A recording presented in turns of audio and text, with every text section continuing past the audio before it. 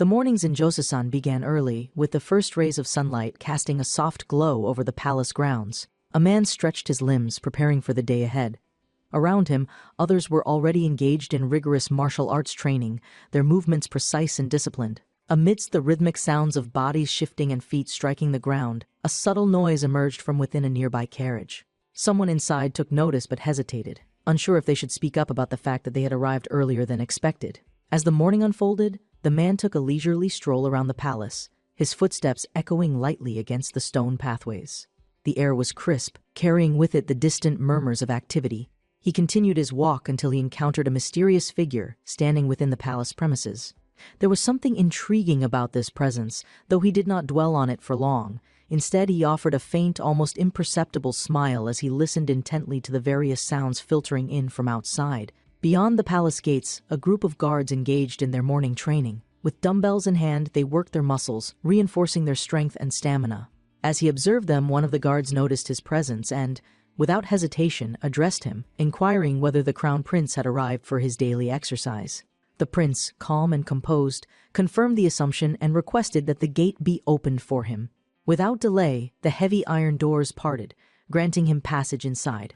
Once within the training grounds, he found himself surrounded by an atmosphere of unwavering dedication. Several individuals were deeply engrossed in weightlifting exercises, their focus unshakable. Nearby, two men conversed about their progress, assessing the changes in their physiques. One of them admitted he had not recognized the other at first due to the drastic weight loss, while the latter in turn complimented his companion on his increased muscle mass. He took particular note of the way his friend's shoulders had broadened, a testament to his rigorous training. The conversation soon shifted to a display of confidence as they began posing, flaunting their well-sculpted bodies, and boasting about their achievements in bodybuilding. The prince's gaze wandered to the side, where he caught sight of something that piqued his curiosity. A man, drenched in sweat and visibly fatigued, struggled to push forward. His breath was labored as he lamented that he had only reached the halfway point of his exercise. Frustration clouded his face as he questioned why it had taken him so long to cover even this much distance. Not far from him, another individual was engaged in an intense workout, bench pressing with all the strength he could muster. Every fiber of his being seemed to be dedicated to surpassing his limits. Similarly, another man was performing deep squats with immense weights, his muscles trembling under the strain. As he absorbed these sights, a peculiar expression crossed the prince's face.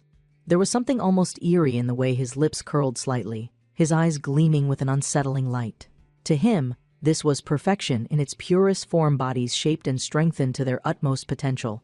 It was a vision that resonated deeply with him, for there was nothing he valued more than the pursuit of physical excellence. This man, Park Kyung-hui, was not originally of this world. Once a common young man from the Republic of Korea, he had dedicated his college years to studying food and nutrition, all in the pursuit of becoming a well-rounded fitness coach. His passion for weightlifting had first taken root during his time in the military, where he had been stationed in a frontline unit devoid of entertainment or leisure activities.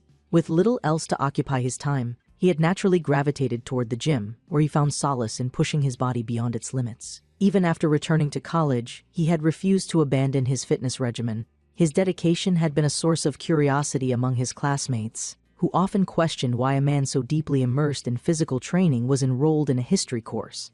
As the semesters passed, his physique only grew more formidable, earning him comparisons to professional bodybuilders.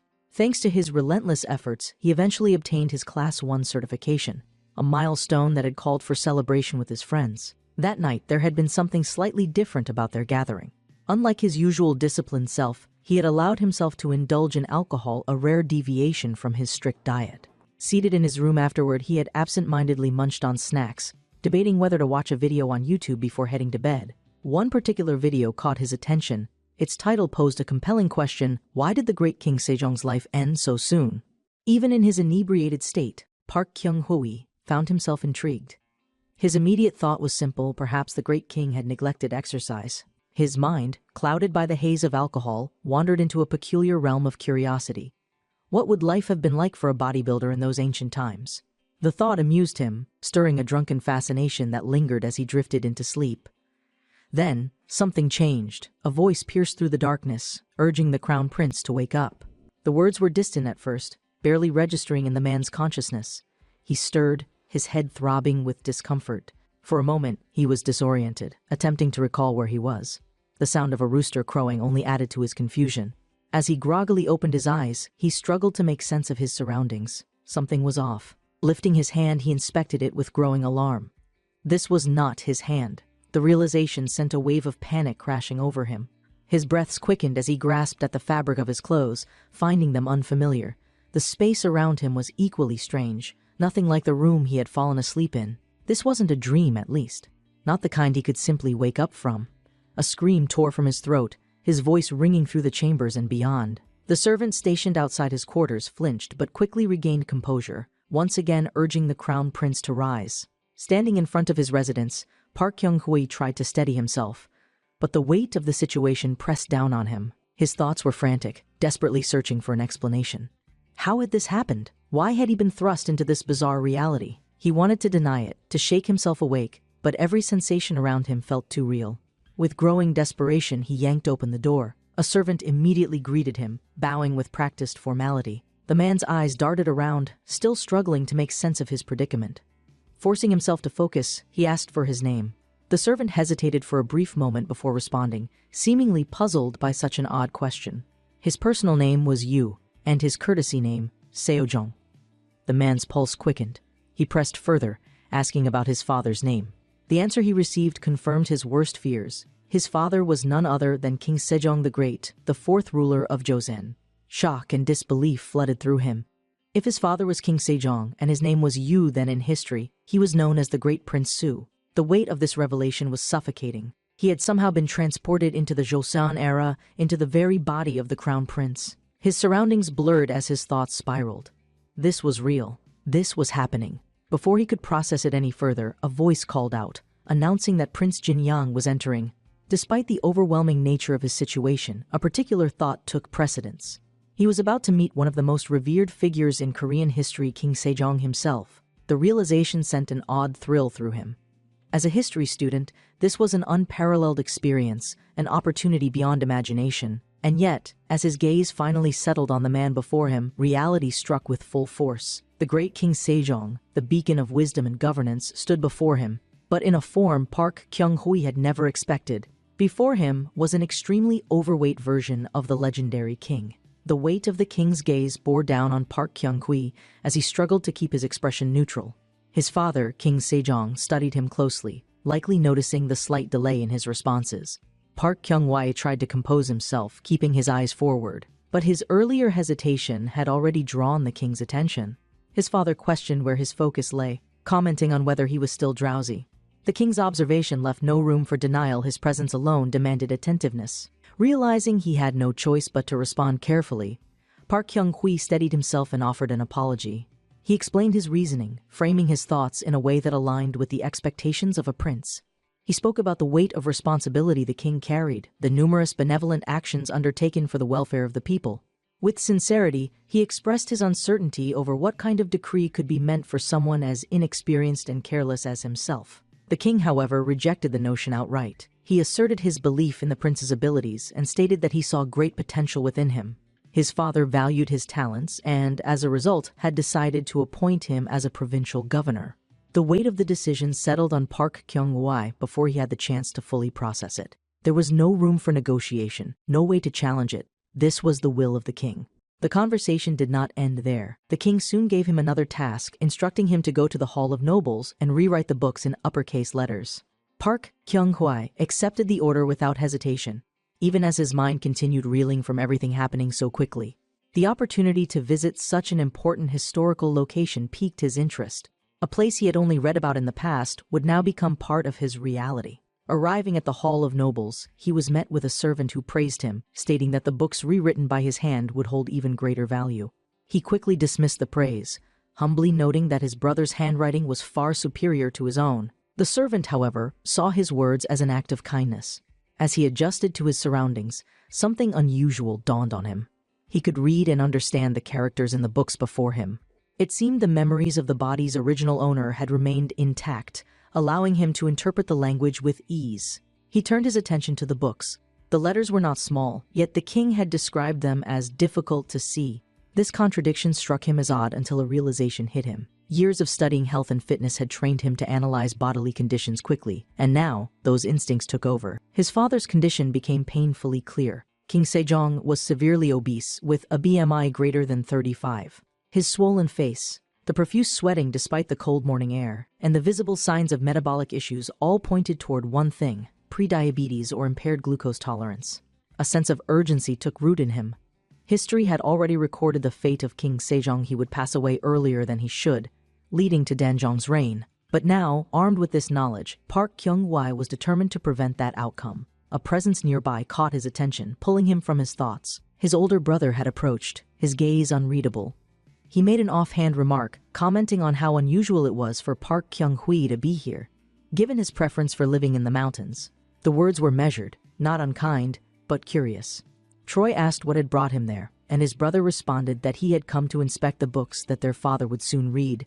There was no further explanation, only a request not to be interrupted. Seizing the opportunity, Park Kyung-hwa remarked that it had been a long time since he had last read like this. He mentioned the difficulty of deciphering smaller characters, hinting at the reason behind the order to rewrite the books. His brother did not dismiss the observation, but instead recognized an underlying meaning in the man's words. He pressed him further, questioning whether Park Kyung-hwa had also noticed their father's deteriorating eyesight. Troy admitted that he had merely made an educated guess, but his brother remained skeptical. He noted how uncharacteristic it was for Park Kyung-hwa to downplay something, especially considering his usual behavior. His brother then provided more details, explaining that their father's vision had begun deteriorating about a year ago. However, it was not a typical case of presbyopia. No one else was aware of it yet, and so the information needed to remain a secret. As his brother left, Park Kyung-hwa let out a slow breath, attempting to relax. The conversation had left him tense, and he could feel the stiffness at the back of his neck. Instinctively, he began rolling his shoulders, stretching his body to release the tension. A satisfying pop echoed through the hall, drawing the attention of a nearby scholar who observed his movements with confusion. The man questioned what he was doing, suggesting that if his neck hurt, he should simply massage it instead of moving in such an odd way. The man's thoughts quickly shifted. The realization dawned on him they had no knowledge of stretching in this era. Medical treatments in this period were still rudimentary. While doctors could provide moxibustion, their understanding of muscle anatomy was severely limited. It made sense that people would not grasp the connection between muscle flexibility and movement. Troy saw an opportunity to introduce something new and beneficial. Keeping his explanation simple, he attributed his stiff neck to horseback riding, explaining how he had suffered from discomfort for days. However, after trying certain movements, he had discovered relief. He gestured for them to observe carefully and confidently demonstrated his stretches, insisting that they worked. Curiosity spread among the scholars. One by one, they mimicked his movements, following his lead. Slowly but surely, they began experiencing the effects of proper stretching firsthand. The session ended successfully, and soon after, word of the man's techniques spread rapidly.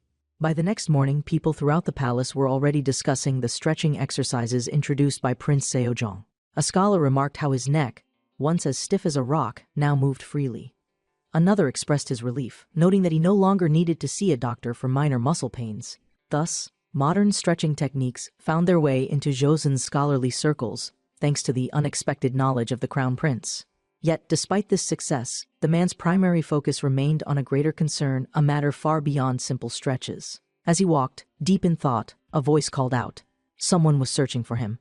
His steps slowed as he glanced toward a woman walking beside him. She turned toward him, motioning for him to follow. Her tone carried authority as she instructed him to come forward and greet the guests who had arrived. Without hesitation, he straightened his posture and prepared himself for yet another unpredictable turn in this new and unfamiliar life. As the carriage came to a halt, the cabin owner took notice of the arrival of the great prince.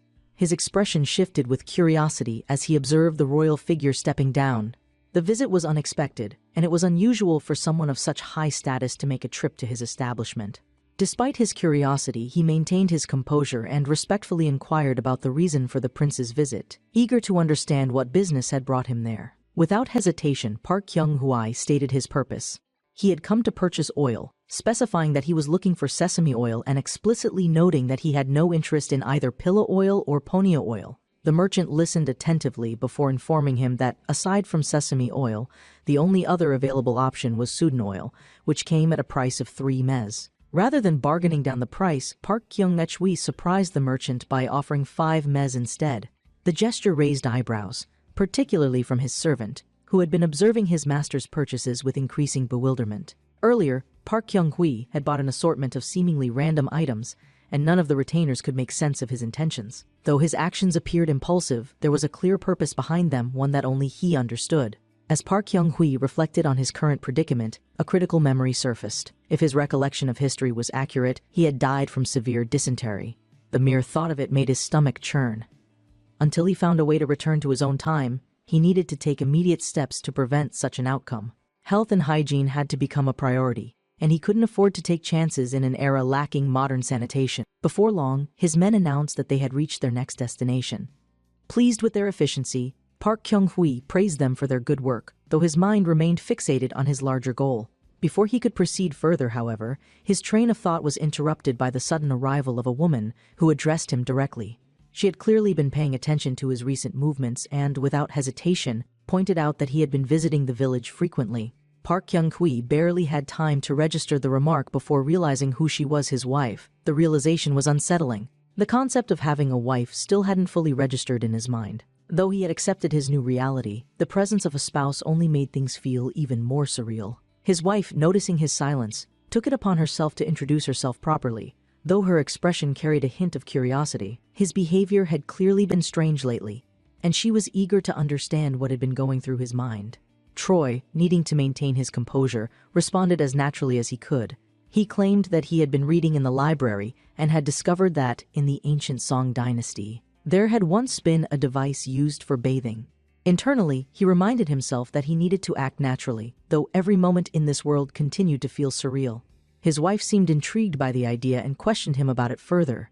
He responded with calculated enthusiasm, stating that he was simply trying new things and that it did not seem like a bad idea. What Park Kyung-hui needed most after arriving in the Joseon era was soap.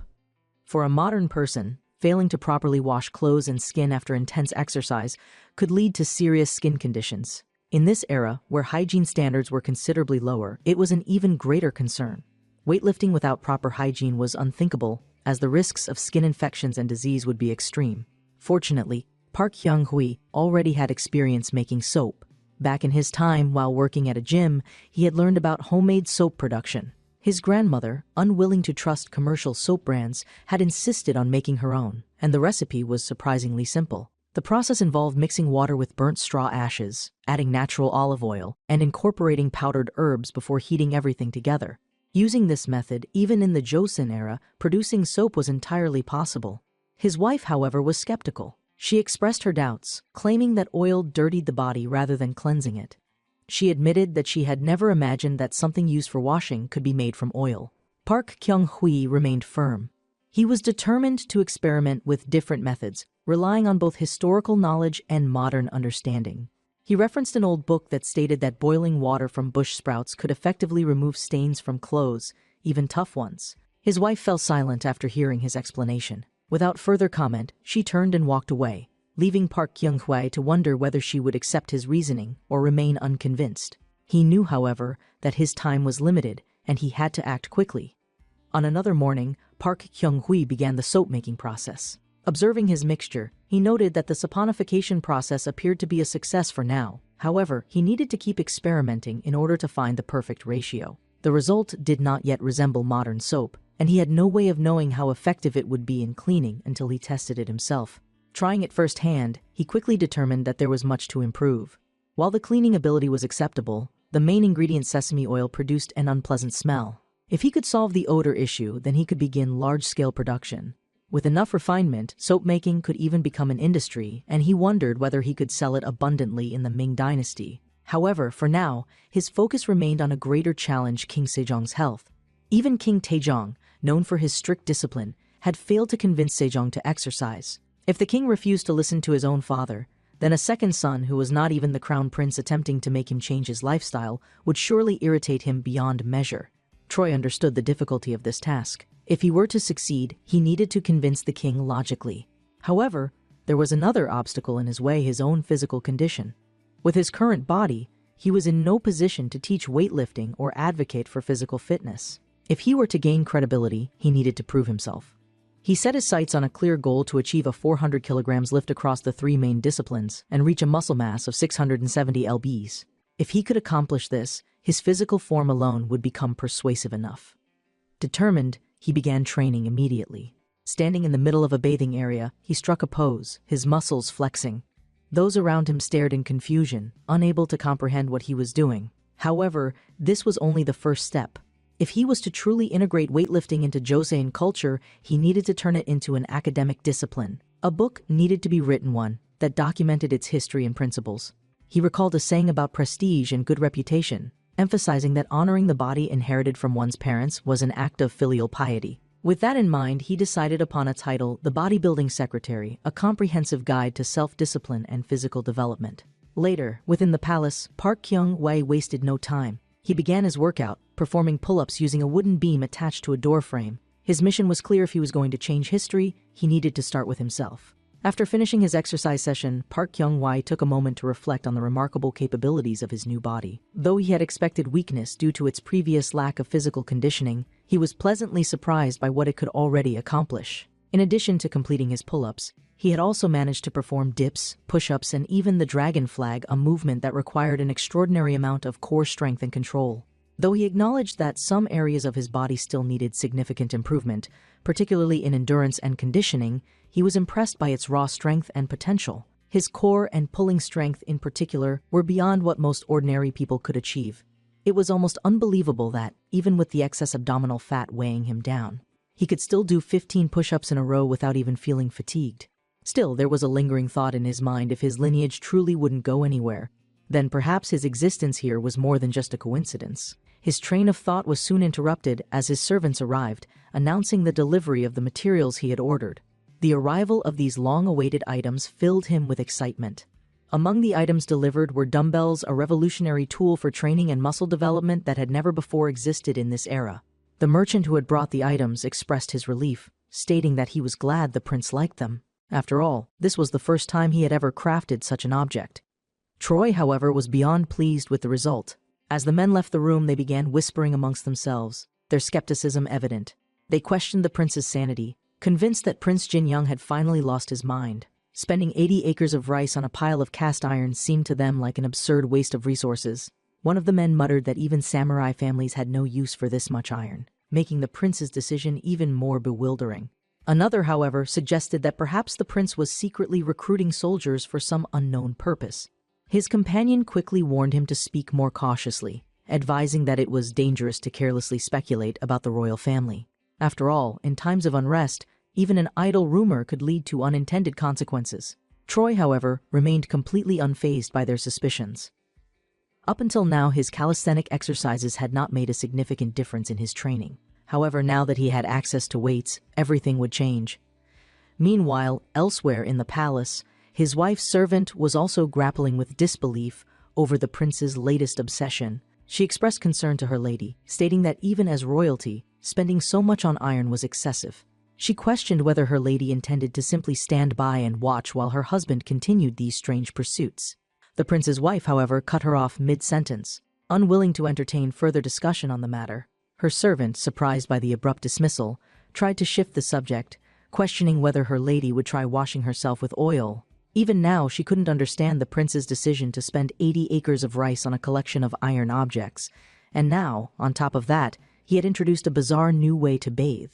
The prince's wife, lost in thought, reflected on her husband's recent change in behavior. For the longest time, she had assumed that his greatest obsession was hunting, but lately, his interests had shifted toward things she couldn't quite comprehend. She found herself wondering what she had done wrong, as though she had somehow failed to understand him.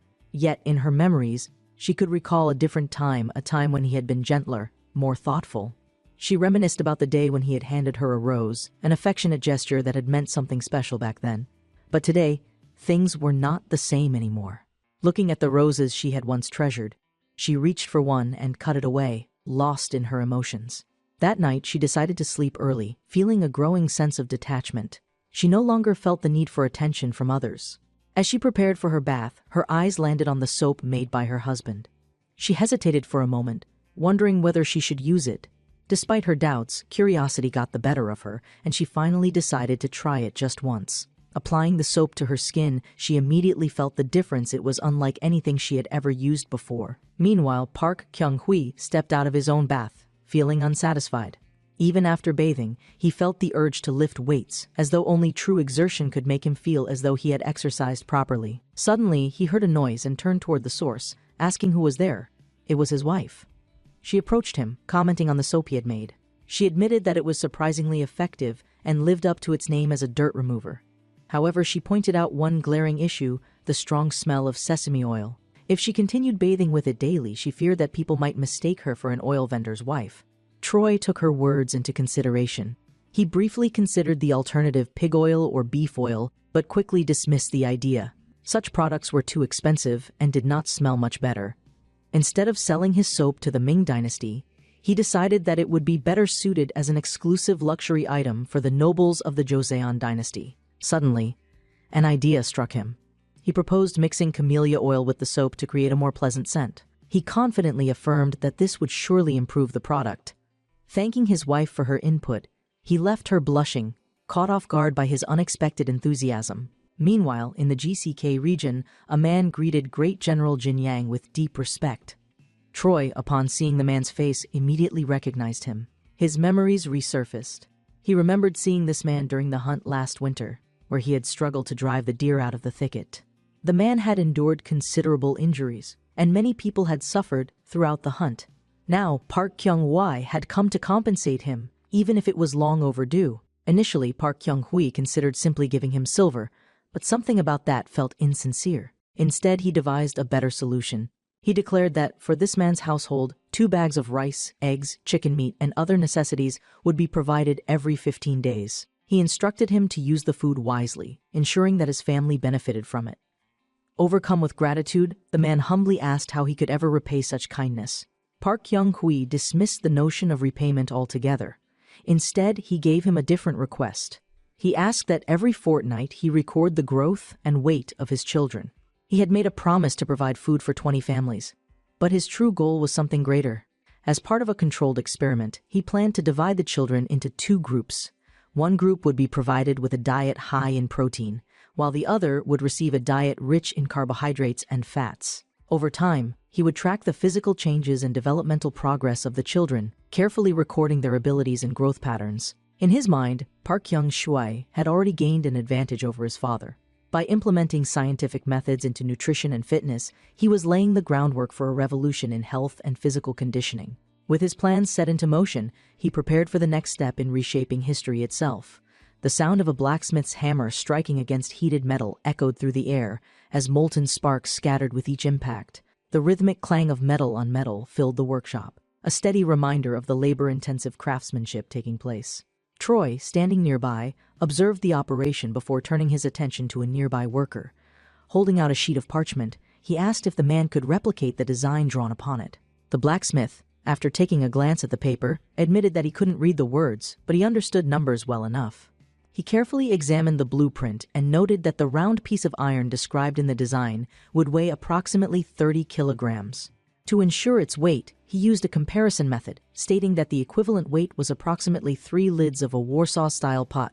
He then sought clarification, asking whether the prince intended to fit the iron onto a pointed pin. Park Kyung-hui confirmed the assumption without hesitation. Realization dawned upon the blacksmith as he calculated the total load that would be involved in the construction.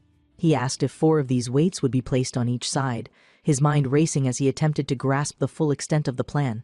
As soon as he did the math, his eyes widened in shock. If 8 iron plates were to be mounted onto a single bar, then the total weight would reach 240 kilograms. Troy, unbothered by the man's astonishment, stated that, in truth, even greater weights would eventually be necessary. He explained that the bar itself needed to be strong enough to support at least 300 kilograms, ensuring that it could accommodate heavier loads in the future. Reaching into his garments, he retrieved another sheet of paper, handing it over while giving further instructions. The iron plates needed to be wrapped around a bar approximately 3 feet long, creating a stable, load-bearing mechanism. As he considered the level of technical capability available in this era, a new thought struck him. If metalworking techniques had already reached this level, then theoretically, it might be possible to develop firearms in the future. One of the artisans present voiced his belief that His Majesty would surely appreciate such an innovation, recognizing its potential importance. Troy, however, wasn't thinking about praise. Since taking over this body, he had seen a dramatic improvement in the prince's public image, and in moments like these, he understood that his purpose here was to restore order, whether through strength, health, or innovation. Just as he mulled over these thoughts, his gaze landed upon a man standing nearby. Without hesitation, Park Kyung-hwa activated his coach's eye, instantly analyzing the man's physique. His observations yielded impressive results. The man had a well-balanced constitution, featuring broad shoulders, powerful triceps, and resilient back muscles. His trapezius and shoulder muscles were particularly dense, indicating exceptional upper body strength. The man's assessment led him to a conclusion. This man was an illegitimate son, which meant that, by societal rules, he would never be eligible to become an officer. However, that didn't change the fact that he was the ideal candidate for the initial testing of weightlifting techniques. Without hesitation, Park Kyung-hwa declared that he wanted this man to become his first student on the path to physical perfection. He promised that if everything went as planned, the man would soon have no rivals in all of Joseon. The man's entire expression changed. A mixture of pride and excitement filled his face as he recognized the unique opportunity being presented to him. Overcome with gratitude, he eagerly asked how he could repay this kindness. Troy merely waved off the notion of repayment, stating that all he needed was trust. However, as he observed the man's enthusiasm, he inwardly thought to himself that this man had no idea what he was getting into. Later, in the Crown Prince's quarters, the royal heir was summoned by Troy. Upon his arrival, the Crown Prince studied him closely, taking note of the noticeable changes in his physique. He acknowledged the improvements, though his expression suggested curiosity about what had prompted this sudden transformation. Troy, ever calm and composed, stated that replacing hunting with innovative training methods had been the key to improving his body. However, he had not come merely to discuss fitness. He had a different purpose for this visit. Reaching into his bag, he presented the Crown Prince with an object, a bar of soap. The Crown Prince examined it carefully before remarking on its unique properties. He acknowledged that it was a miraculous substance that could effectively remove dirt and contamination. However, he pointed out a problem: camellia oil was an expensive ingredient. If soap was simply made with costly oils, then it would be no different from wasting rice on luxury goods. However, he admitted that depending on the manufacturing process, there was potential for it to become economically viable. Taking a brush in hand, the Crown Prince considered the situation carefully before proposing a solution. Park Kyung-hwa listened attentively as he suggested a clever strategy to promote the soap's usage without forcing it upon anyone. Park Kyung-hwa then proposed a practical way to introduce it, having the Crown Prince himself write a decree stating that he had successfully removed dirt using the soap created by Prince Jinyang. Furthermore, to prevent books and records from being stained, all employees should wash their hands with the soap both in the morning and at night. The Crown Prince, after carefully weighing the suggestion, admitted that the high cost of soap would not prevent people from purchasing it. However, given that the product was new and unfamiliar, people might still hesitate to buy it. Park Kyung-hwa asked if he intended to force employees to use it, but the Crown Prince immediately dismissed the idea. Instead, he argued that it would be far more effective to subtly emphasize its benefits so that people would naturally want to use it on their own. Troy recognized the strategy immediately. It was akin to modern free samples. If people tried the soap and experienced its advantages firsthand, demand would naturally increase over time. The Crown Prince further elaborated that widespread distribution would be easier if private negotiations began first. Once soap became a common necessity, a tax could be introduced on its sale, creating a new source of income for the kingdom. Troy couldn't help but admire the brilliance of the idea. He realized that this was exactly why the Crown Prince was the firstborn son of the great Sejong and the future King Munjong. Meanwhile, back at the blacksmith's hut, tension filled the air as a heated discussion unfolded among the workers. One of the blacksmiths, visibly concerned, asked his colleagues if they were absolutely certain that Great Prince Jinyang had ordered the items they were working on. The men confirmed the order, but their anxious expressions betrayed their unease. One of them sternly reminded the group that they knew what would happen if mistakes were made. The consequences of failure were not to be taken lightly. As they continued their work, one of the blacksmiths wished their lord a safe journey, hinting at uncertainty regarding the prince's future actions. Another blacksmith, however, was far more concerned about the economic impact of their orders. He urgently declared that the items requested by Great General Jinyang needed to be melted down and destroyed immediately. However, a fellow worker vehemently opposed the idea, warning that the deadlines were fast approaching and that failing to deliver the requested items would result in colossal financial losses. Despite their hesitation and disagreements, one thing was clear: the actions of Prince Jinyang were beginning to shake the foundations of the status quo, and the full consequences had yet to unfold. The blacksmith's hut remained tense as the workers debated among themselves. One of them, deeply troubled by the situation, posed a crucial question to his colleague: was money more valuable than life itself? If he truly believed so, then he was free to proceed with the order. But he should remember that none of them truly understood the prince's intentions in forging these iron bars. The uncertainty of their task weighed heavily upon them, for they knew the risks of working against the royal family. Meanwhile, elsewhere in the village, a group of wandering men continued their quiet observation, their conversations increasingly centered around the second prince. It had become widely known that Prince Jinyang was not in line for succession, yet despite that, he had been expending vast resources on acquiring iron for an extended period of time. In addition to his seemingly obsessive focus on physical training, it appeared that the prince was finally revealing his true nature to the public. Whispers circulated among the people, speculating on what his ultimate goal could possibly be. As the discussion unfolded, one of the men brought up an entirely different topic, mentioning something extraordinary he had witnessed earlier that day. He recounted how he had been washing his hands using a new product called soap, and to his amazement, it had completely removed the ink stains from his fingers. Even the oils on his face had been effortlessly cleansed away. The man marveled at the product's effectiveness, calling it a miraculous substance unlike anything he had ever encountered before.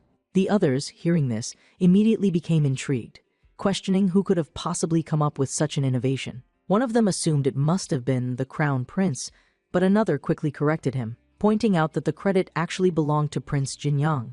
However, many in the group found that hard to believe, still unable to accept the idea that a prince previously known for his weakness and lack of ambition could be responsible for something so groundbreaking. Back at the training grounds, Park Kyung-oi was in the middle of his intense workout, pushing his body through a flat bench press. His servant stood nearby, carefully spotting him as he completed each repetition, his focus unwavering. By the time he reached his 9th repetition, he took a brief pause, evaluating his progress. In his thoughts, he acknowledged that he had already built up the strength to bench press 45 kilograms for 10 repetitions, a milestone that demonstrated his growing power. As he set the weights aside, his servant, clearly impressed, praised him for his skill and strength in mastering the exercise. However, rather than basking in the praise, Park Kyung-matwai immediately launched into a motivational speech, reinforcing the importance of discipline, dedication, and perseverance. He reminisced about the rusty dumbbells from a neighborhood gym he had once frequented, thinking about how even the simplest weights could bring massive benefits when used correctly. However, despite his progress in strength training, Park Young-stwai had also been dealing with unexpected setbacks. The production of his equipment had been plagued with difficulties. The blacksmith responsible for forging the remaining tools had, rather unexpectedly, refunded the money, citing unforeseen complications in the manufacturing process. The delays had led to missed deadlines, and even worse, the design itself had been altered, failing to meet the man's exact specifications.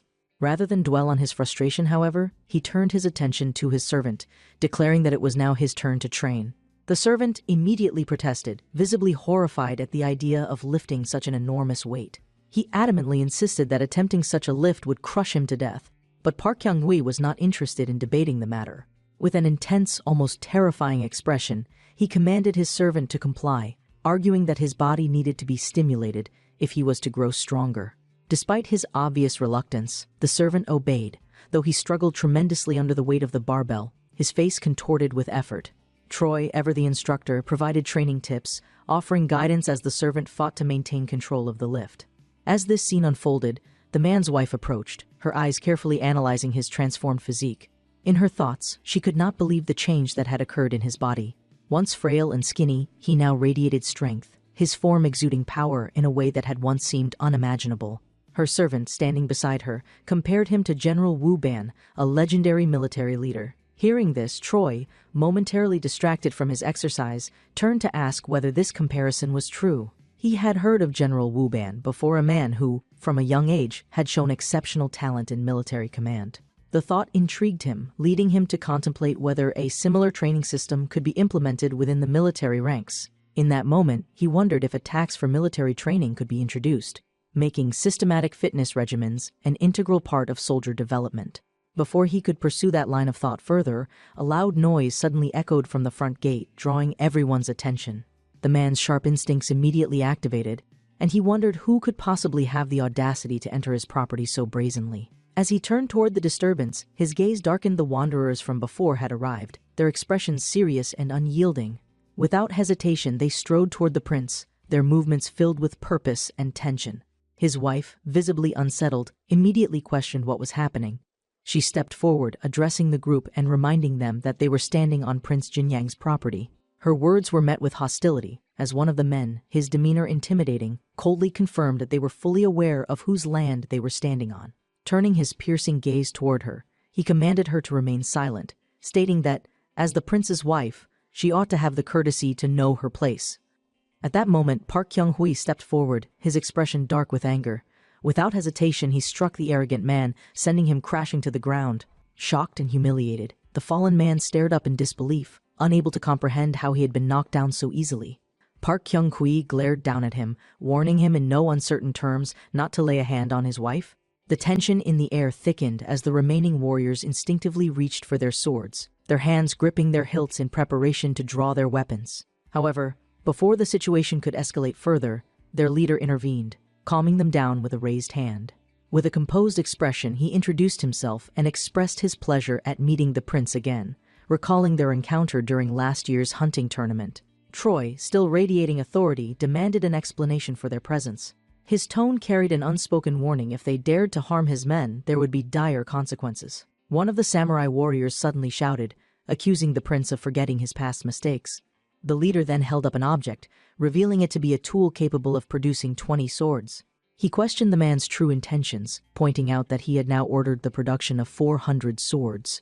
To further solidify their accusations, they revealed a hostage, the very man Park Kyung-hui had helped before. Bound and restrained, the man looked up at Park Kyung-hui helplessly, his fate now resting in the prince's hands.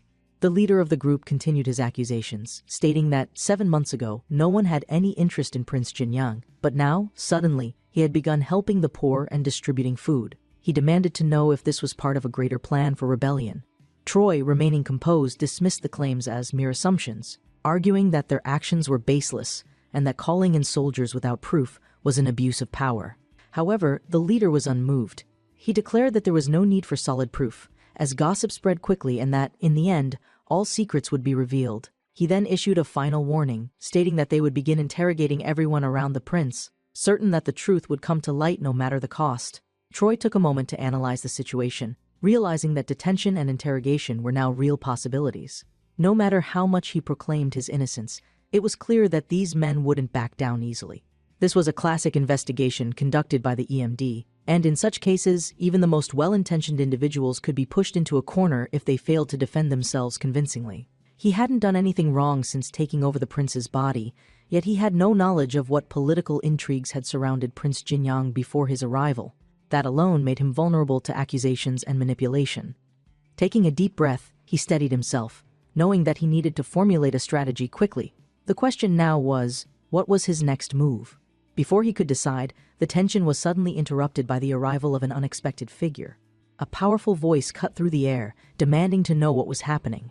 The man's eyes widened in surprise as he turned to see none other than his brother, the crown prince, standing before them. The weight of the moment settled upon the group, the already tense atmosphere growing even heavier. The crown prince wasted no time addressing the situation. He explained that he had come personally because the rumors about Park Kyung-hui had spread far and wide. People had been speaking about his strange actions, and now it had reached a point where he needed to step in directly. However, rather than outright condemning him, he stated that he was still willing to give Park Kyung-hui a chance to explain himself. After all, from his perspective, Park Kyung-hui had claimed to have found a method to strengthen his body, but to outsiders, it had appeared irrational and suspicious. The samurai accompanying the investigation were far less understanding. They immediately warned the crown prince to stay away, insisting that Prince Jinyang had gone mad. However, the heir to the throne dismissed their words sharply, rebuking them for their disrespect. He firmly told them to choose their words more carefully, stating that his brother was no madman. Though discontent existed everywhere, and people often opposed those who used wealth for personal purposes, hasty accusations were dangerous. He admitted that getting rid of these rumors wouldn't be easy, but he would at least give his brother a chance to defend himself properly. That being said, he made it clear if the accusations turned out to be false, Park Kyung-hui would not escape so easily. A claim like this could not be dismissed without strong evidence. The crown prince also issued a warning to the samurai chief, stating that if he accused his own brother without proof, there would be serious consequences. The samurai leader, however, remained unshaken, believing that his judgment was correct and that an interrogation was the only right course of action. At that moment, Park Kyung-hui took action. Gripping a heavy iron bar, he pounded it into the ground, commanding attention. He declared that he needed assistance and ordered his servant to bring a specific book. As soon as the book was retrieved, he presented it to the crown prince, stating that the purpose behind all his efforts was written clearly within its pages. His goal was not rebellion, but the development of education on healthy living. He urged his brother to read it carefully, emphasizing that the philosophy behind it was deeply logical and based on real observations. The crown prince opened the book, flipping through the pages and reading its contents with a skeptical but intrigued expression. He admitted that the ideas within it made sense, yet he still struggled to understand why such a vast amount of resources had been dedicated to the development of a healing method. Why was so much iron, so much time, and so much effort being poured into this pursuit? Troy took a step forward, lowering his voice as he leaned toward his brother's ear. He reminded him that they both knew their father's health was worsening. Though others may not see it, the great King Sejong was growing weaker each day. The crown prince remained unconvinced, arguing that their father only suffered from presbyopia, a common symptom of aging. There was no need for excessive concern.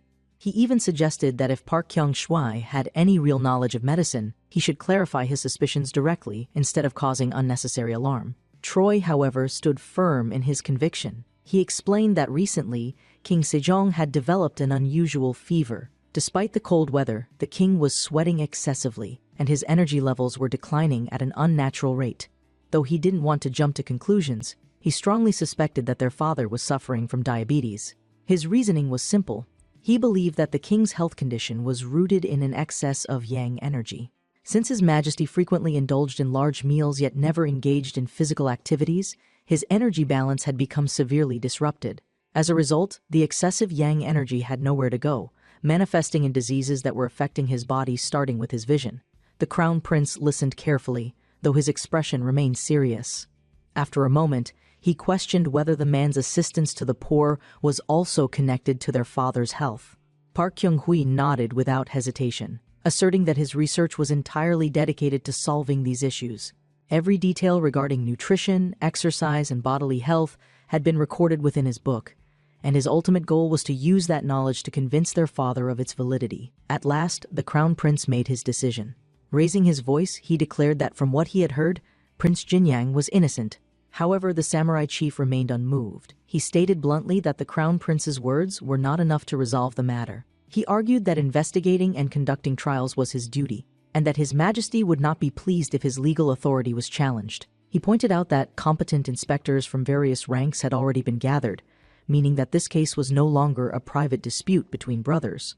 The samurai chief then addressed the crown prince directly, posing a challenge. Was he truly willing to ignore his duty for the sake of family ties? As the future king, he had to demonstrate his fairness and uphold the country's laws. He reminded the prince that covering up for someone just because they were family was not an act of justice, but one of bias and favoritism. The tension reached its peak. Realizing that there was no peaceful way out, the crown prince turned to Troy, commanding him to explain everything about his purchases and activities. Since this had escalated beyond a simple misunderstanding, the only way forward was for Park Kyung-hui to prove himself. Troy took a deep breath, accepting the challenge. He boldly declared that he would demonstrate the truth with his own strength. He explained that in their father's body, yang energy had accumulated, disrupting his health and weakening his vision. However, he firmly believed that by strengthening the body, these diseases could be reversed. He concluded by pointing out something everyone already knew. His Majesty never hesitated to push himself physically when necessary. He was a man of action, and once he understood that exercise and physical conditioning could heal his body, he would embrace it without hesitation. Now, all Park Kyung-hui had to do was prove it. Troy knew that mere explanations wouldn't be enough to convince his father or silence his accusers. The chief samurai and the inspectors were determined to paint him as a rebel, and even his brother, the crown prince, while supportive, needed strong evidence to justify standing by his side. Words alone wouldn't suffice, but demonstrating unprecedented strength might. If they could witness a level of power beyond what they had ever seen, something on par with the legendary feats of Yamu, then perhaps even the most skeptical onlookers would reconsider their doubts. Troy understood that his father was a man of logic, but he was also someone who respected tangible results. If he failed to convince these warriors today, then he had no chance of convincing the king in the future. The crown prince, sensing this, seized control of the conversation. He turned to the assembled samurai and officials, explaining that Prince Jinyang had been developing healing methods for the people, and the equipment and training tools he had created were all part of this effort. He posed a challenge to the inspectors. If they were so certain that this was an act of rebellion, then why not allow the young prince to demonstrate his abilities? If he could prove that his intentions were pure and that his training had merit, then perhaps the accusations against him would no longer hold weight. The chief samurai, however, remained unconvinced.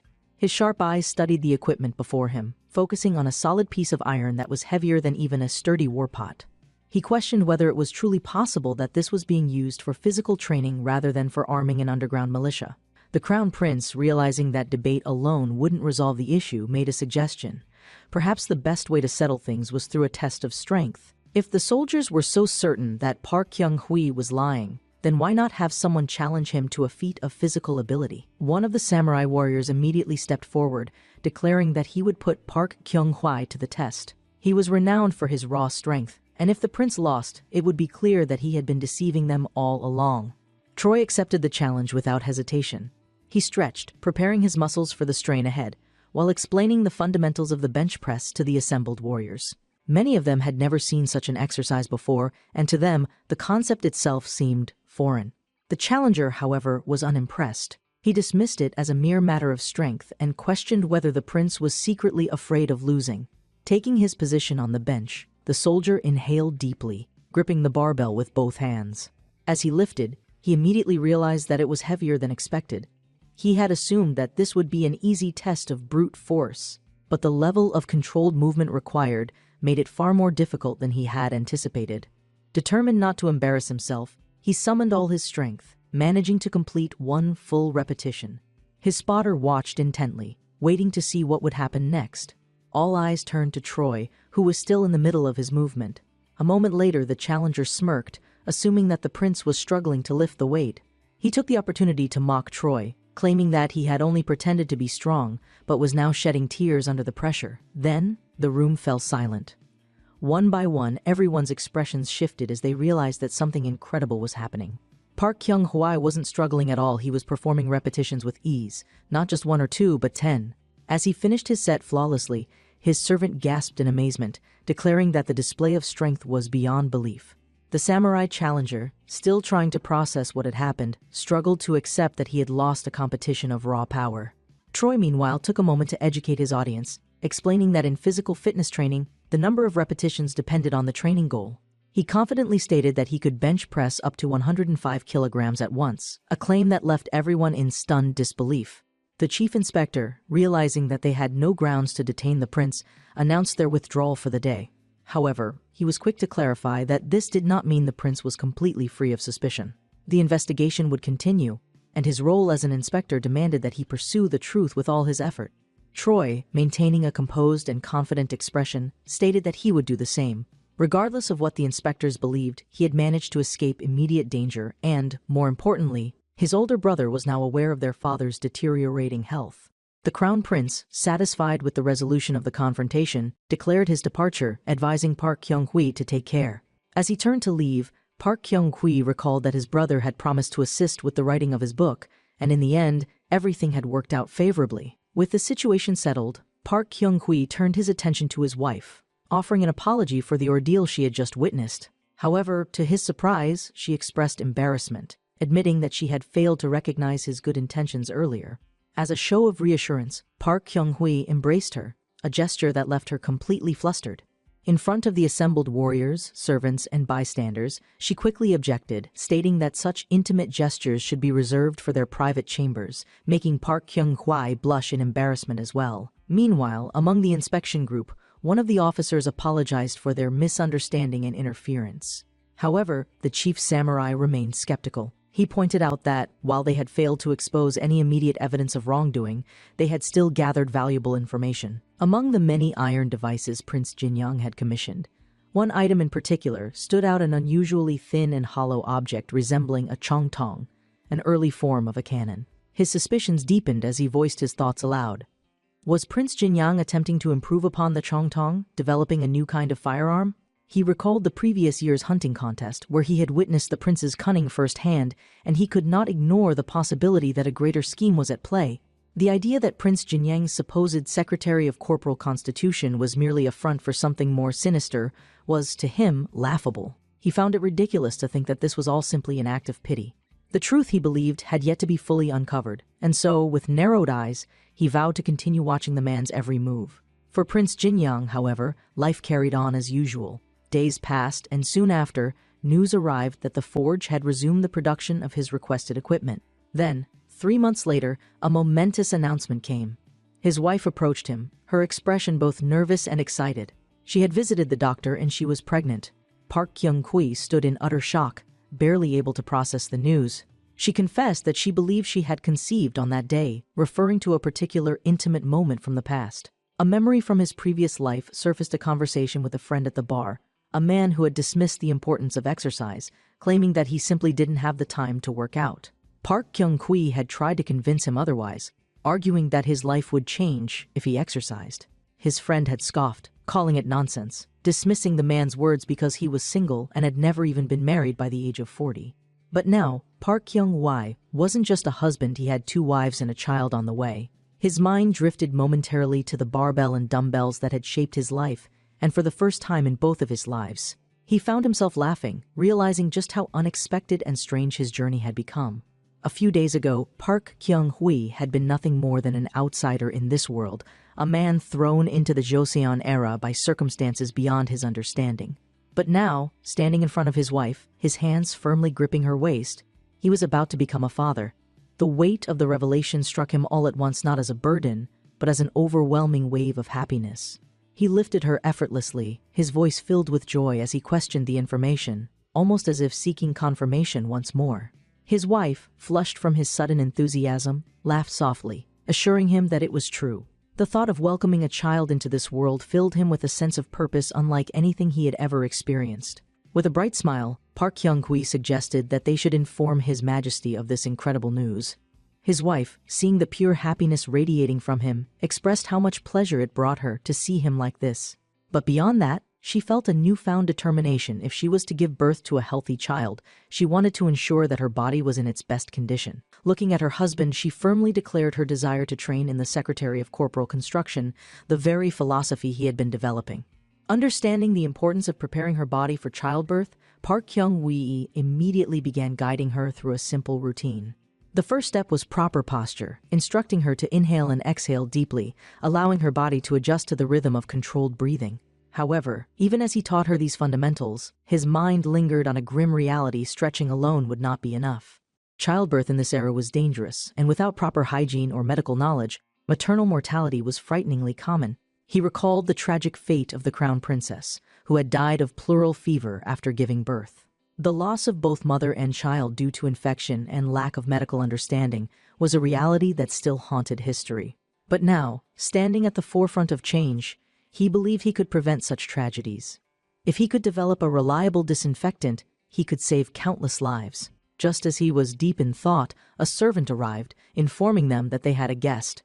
When Park Kyung-hui turned to see who had come, he recognized an older man standing before him, a curious expression on his face. The visitor wasted no time in questioning him, asking if he truly considered the liquid he had created to be soju. With a knowing smile, the elder admitted that he had never imagined that distilled liquor could be produced in such a manner. Troy, fully aware of the true purpose of his invention, confidently asserted that the design had been developed by him. Unlike the traditional methods of alcohol production, he had specifically engineered this thin and elongated part of the distillation process to extract pure alcohol. But his goal wasn't to create liquor for consumption. His objective was far greater. The second prince, who had also been observing the exchange, ordered that all the soju inside the house be gathered for testing. With the distillation process finally complete, Park Kyung-hui knew that his next step was to verify the purity of the alcohol. He carefully arranged 2 glasses of equal weight, one of them filled with water up to 80%. He explained to those watching that the relative density of alcohol was 0.8, meaning that if the filtered alcohol was heavier or lighter than water, then the experiment had failed. As he carefully adjusted the weights on the scale, anticipation filled the room. If this worked, disinfectant production in Joseon would be revolutionized. Slowly but surely, the 2 bodies balanced a perfect equilibrium. Seeing this, the man's lips curved into a triumphant smile. The experiment had been a complete success. Time passed, and with each day, Park Kyung-hui became more deeply integrated into the Yosan era. At first, he had believed that if he trained hard enough, he might return to the modern world, but it was now clear that this was only a delusion. Though he still wondered about the life he had left behind, his priorities had shifted. His child was soon to be born, and with that, his entire world had changed. Inside the royal palace, whispers of his achievements spread like wildfire. Prince Jinyang had not only developed a successful disinfectant, but he had also distributed soap among the people, significantly enriching the royal treasury. When King Sejong heard of this, he was deeply impressed, recognizing that his son had grown into a man of wisdom and maturity. In recognition of his contributions to public health, Sujun, one of the royal officials, rewarded Park Kyung-shui with 200 silver nyangs. However, despite the praise and compensation, Park Kyung-hui remained humble, insisting that he still had much to learn. Shortly after, news of his wife's smooth recovery after childbirth became another testament to the effectiveness of the disinfectant. She had returned to her normal routine in just a week, a stark contrast to the long and dangerous recovery period that most women endured. Seeing this, King Sejong issued a royal decree, mandating that the disinfectant be used for the treatment of all mothers and newborns in Joseon. It was a historic moment, one that solidified the man's role in shaping the future of medicine. Yet, even as the king celebrated his son's accomplishments, something was gravely wrong. As he gazed at Park Kyung-hui with pride, his eyes gradually closed, and within moments, he collapsed before his court. The room descended into chaos, as officials and servants rushed to his side, calling desperately for a doctor. The date was March 14, 1438, and King Sejong's health had suddenly worsened. Though the crown prince reassured everyone that the king had recovered quickly, the unease in the palace remained. When asked about his condition, the king admitted that his thirst had become unbearable, forcing him to consume large amounts of water. His vision had deteriorated significantly, and despite taking medicinal decoctions, nothing had improved. Troy, upon hearing these symptoms, immediately recognized the pattern. Turning to his brother, he asked if their father had ever mentioned seeing fog or insects that weren't there a common symptom of advanced diabetes. His brother, however, shook his head, stating that while the king had never described such symptoms, he had expressed frustration at not being able to see things from a distance. Troy, relieved that the condition hadn't yet reached its worst stage, concluded that for now, the situation was manageable. However, he knew that they could not afford to be complacent without intervention. The king's condition would deteriorate rapidly. Remembering that his mother's birthday was in September, Park Kyung-hui saw an opportunity. He declared that on that day, he would change his father's mind. His brother, growing increasingly suspicious, questioned what exactly he was planning to do at a royal banquet.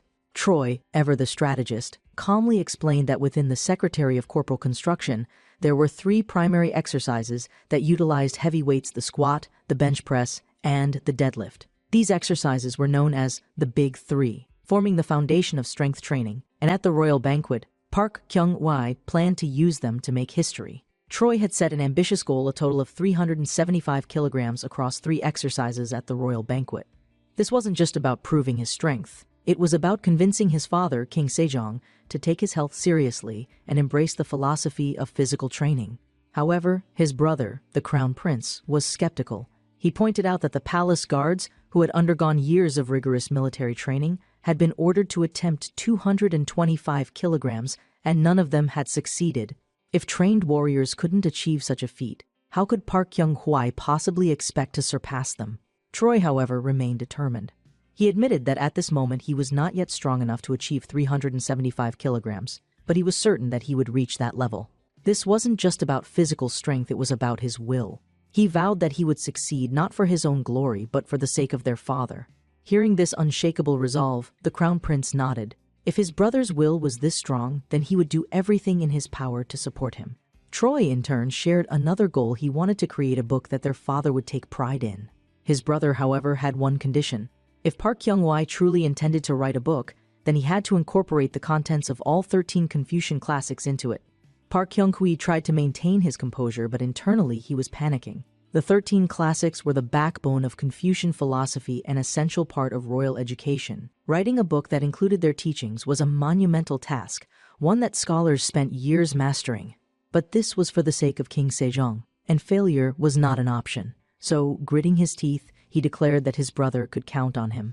They made a deal. Once Park Kyung-hui reached 375 kilograms in the Big Three, they would present the book to their father, ensuring that he not only read it, but followed its teachings. As they argued for the well-being of the king, Park Kyung-hwa came to a terrifying realization: he was about to take on something completely insane. Increasing weightlifting strength by a few kilograms over 6 months was difficult enough, but pushing his limit by this much bordered on the impossible. Even if he succeeded, his current physique loaded with excess fat wouldn't be convincing enough. If he wanted to showcase his muscles in their full glory, he needed to cut down at least 3 kilograms of fat. The best and most accessible way to burn calories in this era? Walking. He hoped that his body's unlimited potential would prove useful as he embarked on one of the most intense training regimens of his life. At home, he sat among stacks of books, diligently reading the Confucian texts his brother had assigned him, all while pondering the exhausting routine he had set for himself. The combination of weight training, running, climbing, and now scholarly studies was draining him faster than he had anticipated. At times he found himself contemplating giving up, but then in his mind he imagined his brother's disappointed face. That alone was enough to push him forward. He couldn't complain, not now. One evening, as he sat down to eat, his wife approached him, asking if his meal was acceptable. She explained that oatmeal was traditionally eaten to fill the stomach, but Park Kyung-hwa remained focused on his ultimate goal. He reaffirmed that he had to prove himself at his mother's birthday banquet, and as he thought about his extra fat, he muttered that he would eat only until his filial piety was proven. His wife sighed, unable to fully understand her husband's relentless ambition. Concerned that his meal might be too bland, she added some seasoning to his porridge. However, out of respect for his dedication, she quickly ordered the servants to remove the seasoned bowl and bring a new one that had no added flavoring. She instructed them never to add seasoning to her beloved husband's food ever again. Troy, struggling through another meal of flavorless porridge, quietly shed tears. His routine became merciless, running through the forests, endless deadlift training, climbing, and hours of studying. One day, as he reached the top of a mountain, he took a deep breath, realizing how quickly time had passed. The day of Queen Soyeon's birthday banquet had finally arrived. As the celebrations began, a performer took center stage, balancing on a moving horse as part of the festivities.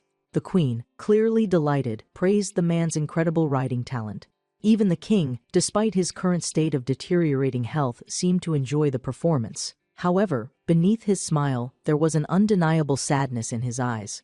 His vision was failing, and the weight of his condition was slowly consuming him. Then, the crown prince turned to Troy. It was his turn. The guests whispered among themselves, many assuming that the man's performance would be like those of street performers, a trivial act of entertainment. However, as Park Kyung-hwa prepared to step forward, he turned to his brother one last time, asking if he had mentioned the book. The crown prince sighed. When he had told the queen that Park Kyung-sui could lift 112 kilograms, she refused to believe it. That was why he had no choice but to allow Park Kyung-hwa to proceed with the plan, because if their father witnessed this firsthand, he would have no choice but to acknowledge the truth. Troy then stepped onto the stage, his demeanor serious, his body coiled with strength. Facing the royal family, he squatted deeply and, with deep reverence, congratulated his mother on her birthday. He expressed his gratitude, stating that his very existence in this world was thanks to the divine kindness of the king and queen. With that in mind, he had dedicated himself to creating the Secretary of Corporal Construction, a discipline that focused on self-enlightenment through physical development. The king, observing the massive iron object behind Troy, furrowed his brows. He questioned what exactly his son was trying to show. What was the purpose of this demonstration? Troy smiled, stating that he had prepared something small as a token of gratitude for his parents. As he gripped the bar, he felt a flood of emotions surge through him. He had trained relentlessly for this moment, pushing himself beyond his physical limits. Now he would show the entire court what it meant to truly forge one's body through discipline. With a swift motion, he removed his cloak, revealing his exceptionally muscular physique. Gasps echoed across the banquet hall. Soldiers, nobles, and scholars alike stared in absolute disbelief, unable to comprehend what they were witnessing. Never before had they seen a body like this. Whispers spread among the shocked onlookers. Was this really Prince Jinyang? Was this the same man they had once mocked as weak and aimless? Troy, standing tall, looked out across the sea of stunned faces. Then, with steady resolve, he laid down on the bench press. The entire palace fell silent as he wrapped his hands around the bar. And then, with unshakable determination, he began the first repetition. Once again, Park Kyung-hwa defied all expectations. His bench press continued, rep after rep, while the onlookers stood frozen in disbelief. Each repetition solidified his control over the weight, his movements precise and unshaken. The soldiers watching were baffled. They had undergone rigorous military training, yet they couldn't fathom how the second prince A man they once dismissed had obtained such monstrous strength. With a final controlled press, Park Kyung-hui finished his set successfully. As he racked the bar, the silence was deafening. Then, standing before the royal family, he confidently explained.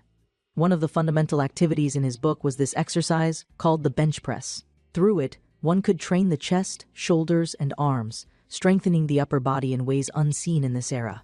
His mother, Queen Soyeon, applauded, though her confusion remained evident.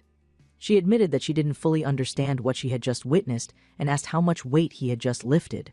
Without hesitation, Park Kyung-hui broke it down. The bar itself weighed 24 kilograms, and the cylindrical iron plates, stacked on either side, weighed a total of 144 kilograms. In total, the weight amounted to 168 kilograms. The entire court gasped in shock.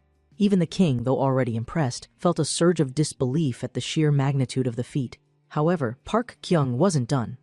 Stepping forward, he introduced his next exercise, the squat.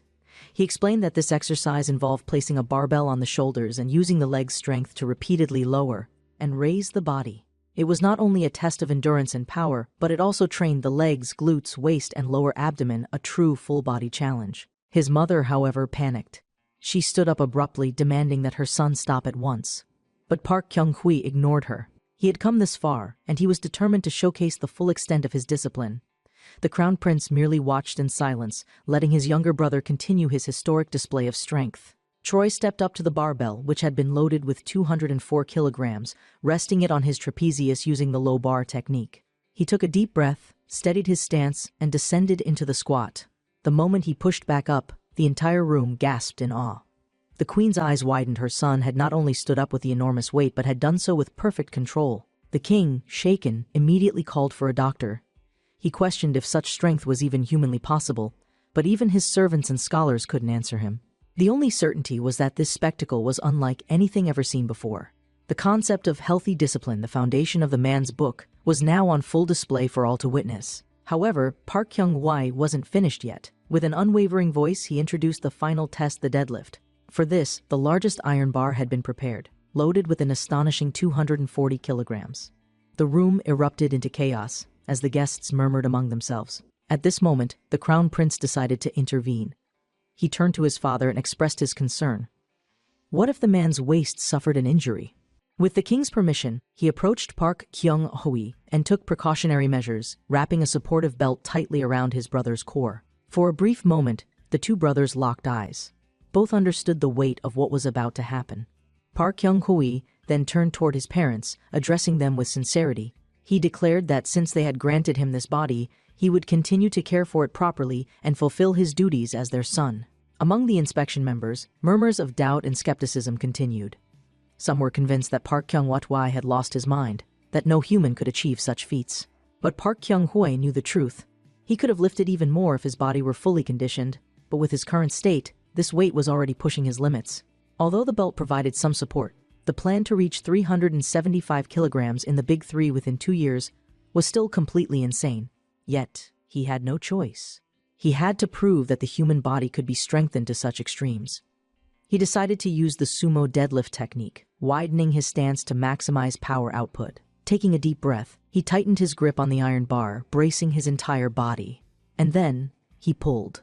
The entire hall fell silent. Slowly but surely, the massive iron bar rose from the ground. The onlookers' eyes widened in disbelief. Was this truly possible? Could a single man lift something this massive? Park Kyung-hui felt his hands begin to tear, his skin splitting open from the sheer friction and pressure of the iron. Blood dripped from his palms, yet he refused to let go. With one final effort, he locked out the lift, standing tall with the weight fully raised. Then, with one last breath, he let the bar drop. The impact was so powerful that the ground cracked beneath it, sending shockwaves across the hall. Gasps and shouts erupted, as the nobles, warriors, and scholars struggled to process what they had just witnessed. The queen, unable to handle the stress, felt her blood pressure drop, her face turning pale. Meanwhile, the king sat speechless, his mind racing. Then, to everyone's surprise, the queen stood up. With a serious expression, she approached her son, her footsteps slow yet filled with emotion. Even the king was confused by her actions. When she reached Troy, she gently took his hands, examining the deep cuts left behind from the deadlift. Tears streamed down her face. She spoke softly yet firmly, asking what he meant by this so-called filial piety. She had watched him for 2 years, seen the way he trained his body relentlessly, and witnessed the toll it had taken on him. Now, standing before him, she could no longer hold back her emotions. The women in the court, upon seeing the queen's tears, began to cry as well. One of the martial arts experts in attendance murmured to himself he had seen many warriors before, but never had he seen someone with such well-defined musculature. The sheer structure of the man's abdomen, the way his entire physique stood out, was beyond anything he had imagined possible.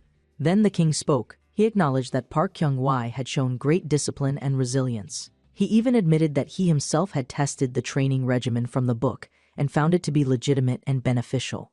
However, he had one final question. What exactly was the ultimate purpose of this healthy discipline Park Kyung-hwa had presented before them?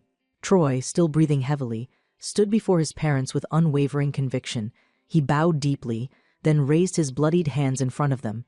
"It is to establish and perfectly prepare the body you both granted me." The king, now fully engaged in the discussion, questioned whether lifting such immense weights was meant to be the standard for everyone practicing this new discipline. He feared that, if that were the case, his instructions on promoting this method might end up harming the weaker individuals rather than helping them. Troy immediately dispelled the misconception, explaining that strength training wasn't about lifting extreme weights from the start. He shared that he had initially embarked on this journey just to shed the excess fat in his abdomen, and his strength had naturally increased in the process. He revealed that in just 3 months, his movements had become smoother and his daily fatigue had disappeared. His body had adjusted naturally as a result of the discipline, making it clear that this was something anyone could benefit from, not just those aiming for great feats of strength. Recognizing his son's efforts, King Sejong turned his gaze toward the crown prince, acknowledging that both he and Park Kyung-hwa had authored books on this topic. He stated that he would read through them carefully, distinguishing right from wrong, and afterward, they would discuss the corporal construction secretary within the palace. The news filled Park Kyung-hwa with excitement. This was the breakthrough he had been waiting for. However, the king didn't stop there. With a thoughtful expression, he asserted that the royal title of Grand Prince Jinyang no longer seemed sufficient. Not only had Park Kyung-hwa created an entirely new discipline, but he had also perfected it and demonstrated its benefits with undeniable proof. In recognition of this, he suggested adding Su from Seongbu to his title, making his new official name Grand Prince Swang. Later that evening, in the privacy of his chambers, King Sejong sat down with the book and quickly realized that this was no ordinary manuscript. As he flipped through the pages, he couldn't help but marvel at how well structured and deeply researched it was. Despite knowing that Park Kyung-hwa had received some help, he couldn't shake the feeling that his son's intelligence had somehow evolved beyond what he had previously believed possible. Sitting across from him, the crown prince admitted that he had also read the book and found himself amazed. He explained that Park Kyung-hwa had simply compiled a training regimen that their father himself had already begun using. Unlike most books, this one included diagrams and practical applications, making it clear and accessible even for those unfamiliar with the concepts. The king's curiosity deepened as he reached the end of Volume 1, where a specific diagram had been placed, a diagram detailing the effects of dietary habits on human development. He read about the observations Park Kyung-hwa had recorded regarding children's physical growth and nutritional intake.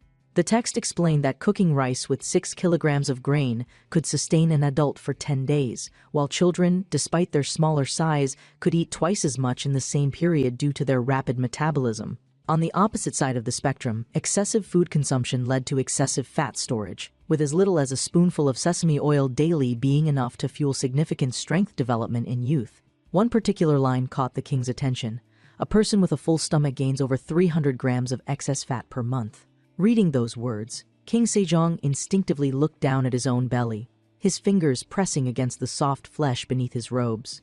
Meanwhile, elsewhere in the palace, Park Kyung-hwa sat with the crown prince, eagerly asking about their father's reaction to the book. The crown prince relayed the news the king had decided to give the corporal construction secretary a chance. Troy, already fully prepared, excitedly stated that for the first day, he would only introduce the basics and focus on posture and alignment. However, his enthusiasm was quickly interrupted when his brother informed him that national affairs were overwhelming at the moment, and it had been suggested to wait for an auspicious day before continuing the discussion. The man's excitement immediately turned into frustration. He asked which day had been designated, but his brother's vague response made it clear that it would take far too long. If nothing was done, their father's vision would deteriorate to blindness before training even began. Determined to act, Park Kyung-hwa quoted an old saying, emphasizing that the hardest part of living a healthy lifestyle was starting. He then declared that if the great king refused to come to him, he would go to the great king himself. Before the crown prince could stop him, Park Kyung-hwa sprinted out of the room. The guards stationed nearby immediately reacted, calling out to him, warning that there were rules in the palace and that he couldn't just barge into the king's chambers unannounced. However, Park Kyung-hwa was unfazed. Standing his ground, he challenged the guards, daring them to throw him out with their full strength if they could. 3 palace guards rushed forward, gripping him firmly by his arms in an attempt to remove him. However, before they could drag him away, the king himself appeared. With a heavy presence, King Sejong's voice boomed across the corridor, demanding to know what was happening. His sharp gaze landed on Troy, kneeling with his book in hand. His father's expression was one of disapproval, and he immediately reprimanded them for causing a disturbance in the royal palace in broad daylight, questioning if they had forgotten their dignity. Troy, despite the heavy atmosphere, held his ground. Looking up at his father, he declared that there was something urgent they needed to discuss. The king sighed, already anticipating the topic. He addressed his son directly, stating that if this was about the corporal construction secretary, he had already read the book and made it clear that he would try it when he had time. But Park Kyung-hwa was relentless. He argued that the correct approach to the training was to start as soon as possible and to practice it consistently. The 2 men locked eyes, a silent battle of will and authority playing out between them. Then, the king asked a piercing question: did Park Kyung-hwa write this book because he suspected him of having a disease? Without hesitation, Park Kyung-hwa confirmed it. He had interfered because the signs of illness were undeniable. According to his research, the most appropriate course of action was to treat the disease early before it progressed to irreversible stages. The king turned to his doctor, commanding him to list any symptoms he had observed. The doctor complied, stating that the king merely sweated deeply and consumed large amounts of water. Hearing this, Park Kyung-hwa clenched his fists. It was obvious why the king had brought his physician. He intended to use the doctor's words as justification for inaction. But Park Kyung-hwa wasn't fooled. He knew that his father had already read the book and was seriously contemplating his illness. The real issue wasn't whether the king understood the problem, it was that he hated the idea of exercising. Park Kyung-hwa realized that all he needed to do now was to give him one final push. Steeling himself, he addressed his father once more. Considering his symptoms, Park Kyung-hwa boldly declared that he believed the king was suffering from type 2 diabetes. The man's plan to convince his father was unfolding as intended. Though it required more than just reason, it demanded persuasion, strategy, and in some cases, a well-placed lie. The moment he declared that he had personally put his body through similar conditions, the reaction was immediate. Every person in the court turned their attention toward him, their faces painted with disbelief. Such a claim was not only bold but reckless, for the idea of someone deliberately inducing a disease to experience its effects was unheard of. But Park Kyung-hwa knew the weight of his words, and more importantly, he understood that his father needed to hear them. The king's gaze narrowed as Park Kyung-hwa continued explaining the mechanics of diabetes, though the medical terminology was unknown to those listening. He spoke of how excess yang qi could destroy the body, how sugar, used medicinally in moderation, could easily become a poison when consumed in excess. He described how ingesting large amounts of grain syrup or caramel could trigger a temporary state resembling diabetes, forcing the body into a state of extreme thirst, exhaustion, and blurred vision. Then, without hesitation, he claimed that he had personally gone through this, that he had endured the same thirst, had found himself drinking entire buckets of water, had collapsed in moments of extreme fatigue, and had even seen his own vision darken when the condition worsened. For a moment, silence hung thick in the air. The king remained stone-faced, but something in his eyes flickered recognition. Park Kyung-hwa had given him the exact description of what he had been experiencing, down to the last detail. Deep down, Park Kyung-hwa knew he had never actually subjected himself to such suffering. Everything he described was based on medical knowledge from his own era, carefully crafted to sound both credible and alarming. Yet as he spoke, even the crown prince, his own brother, a man who had spent years beside him, believed the words without question. He had not only convinced his father, but had also inadvertently deceived those closest to him. The turning point came when the king, clearly unsettled, asked how long it would take to restore his health if he followed the corporal construction secretary. Troy, without a single moment of hesitation, declared that it would take 5 days. His words, spoken with absolute certainty, left no room for doubt. The response was immediate. If he failed, he would be charged with deceiving the king, an act punishable by severe consequences, and so, the challenge was set. The training began at dawn.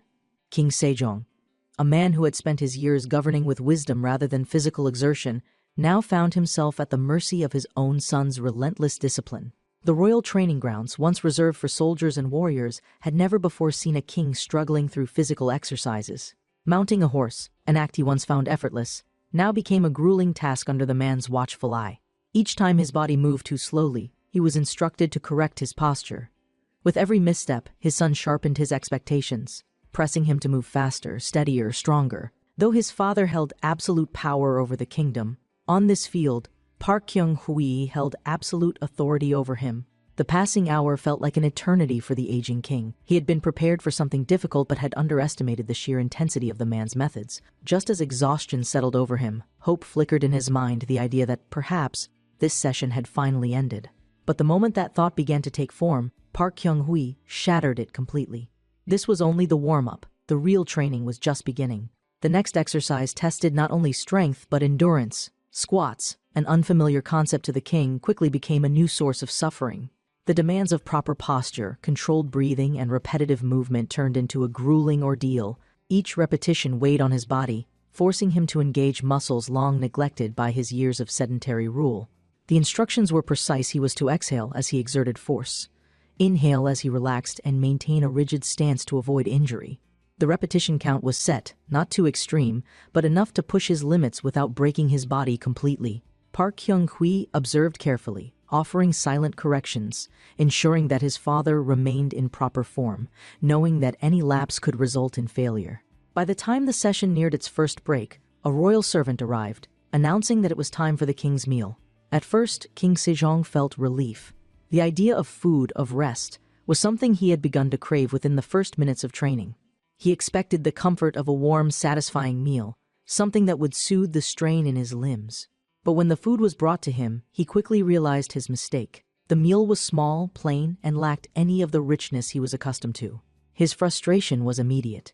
The coarse texture of the rice, the blandness of the ingredients, the absence of the usual meats and flavors, everything about this dish felt like an insult to his status. His patience, already worn thin from training, snapped entirely. He demanded an explanation, called for the royal chef, and in his irritation, even declared that the food was unfit for his table. But before his anger could escalate further, Park Kyung-hui entered the hall. There was no warmth in his expression, no amusement at his father's complaints. Instead, his gaze was cold, his stance unyielding. The meal, Park Kyung-hui explained, had been prepared specifically for his father's health. He had removed grain syrup and honey to control sugar levels, had chosen germinated brown rice to maintain satiety, and had replaced excessive meat with tofu, ensuring that his father's diet would support his recovery rather than worsen his condition.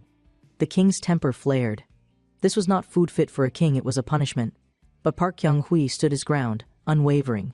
His father had made a promise, and he would hold him to it. Faced with no alternative, King Sejong picked up his chopsticks, his movements slow, reluctant. Each bite was taken in silence, his frustration evident in every chew. Even as he forced the meal down, a thought pressed into his mind: where had his son inherited such stubbornness?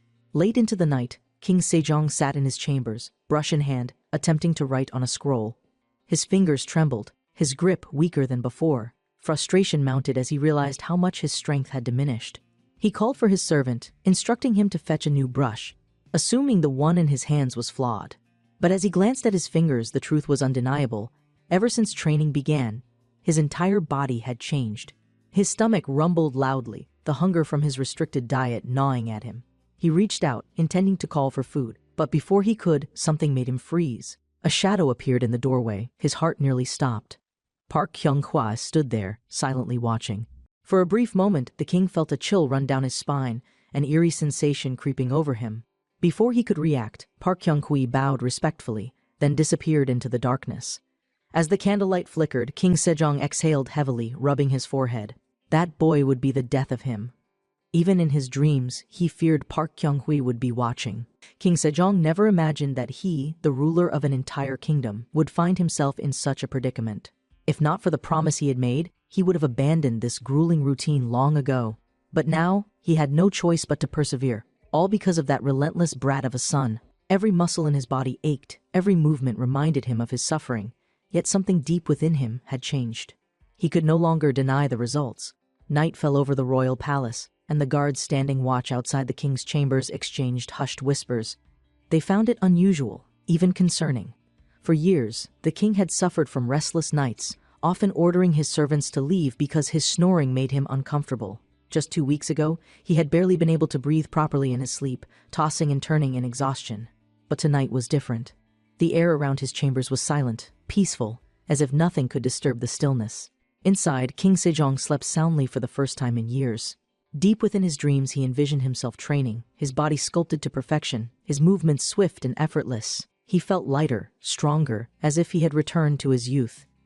The vision of a beautiful, muscular form, unlike anything he had ever possessed before, brought him an overwhelming sense of joy. He had resisted, complained, and cursed the process, but for the first time, he felt something he had long forgotten: energy, vitality, and the promise of longevity. A full month had passed since the king had begun his training under the man's guidance, and now it was time to assess the results of the corporal construction secretary. Troy, ever alert to changes in his surroundings, noticed something unusual as he walked through the palace halls. Someone was asleep where they shouldn't be. Approaching carefully, he recognized a man mumbling in his sleep, lost in hallucinations. The scientist, deep in his fragmented thoughts, spoke to a doll clutched in his hands, muttering about a deadline for the production of an Armely sphere. A strange, unsettling smile stretched across his face as he continued speaking in a dazed, delirious state. He wondered if the king would expel him once the high-torque water clock was completed, laughing bitterly to himself. His voice wavered between lucidity and madness, reflecting on the idea that he was nothing more than a tool for the king. His words carried the weight of someone who had long been consumed by his work, someone who had dedicated himself entirely to science, only to find himself questioning his existence.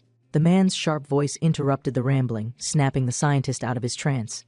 Startled, the man jerked upright, immediately apologizing for his disheveled state.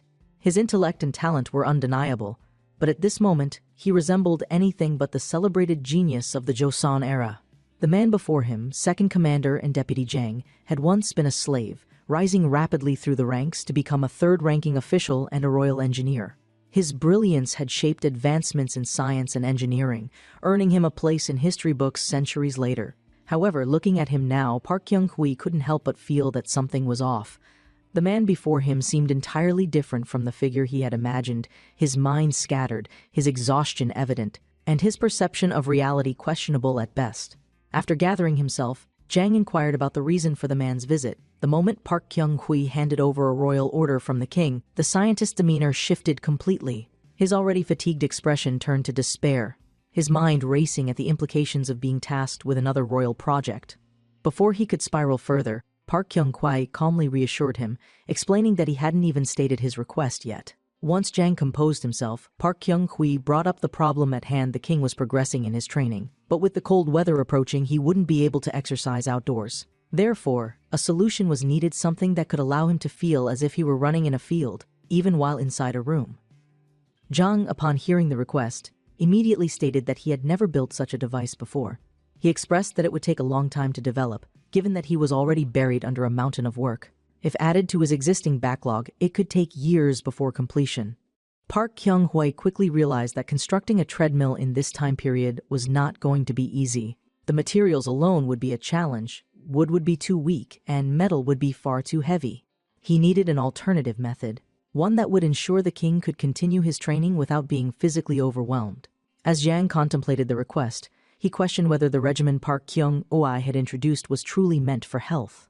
He seemed visibly unsettled by the sheer intensity of the routine, recalling the endless pain that came with increasing weight levels. His own body trembled at the thought of it, expressing that if it were up to him, he would refuse altogether. But as it was a royal order, he had no choice but to comply quickly. Taking a deep breath, Jang agreed to draft the design immediately, asking Park Kyung-hui to accompany him. However, Park Kyung-hui had one pressing concern: if this was going to take years, it would be useless for the king's current needs. Jang, surprisingly, provided a solution. While wood alone wouldn't last, constructing a steel-plated version would increase durability. He sketched something resembling a hamster wheel, explaining that it would mimic the sensation of running without requiring actual movement across a field. Troy analyzed the design, finding the logic sound. He asked how long the construction would take, hoping for something manageable.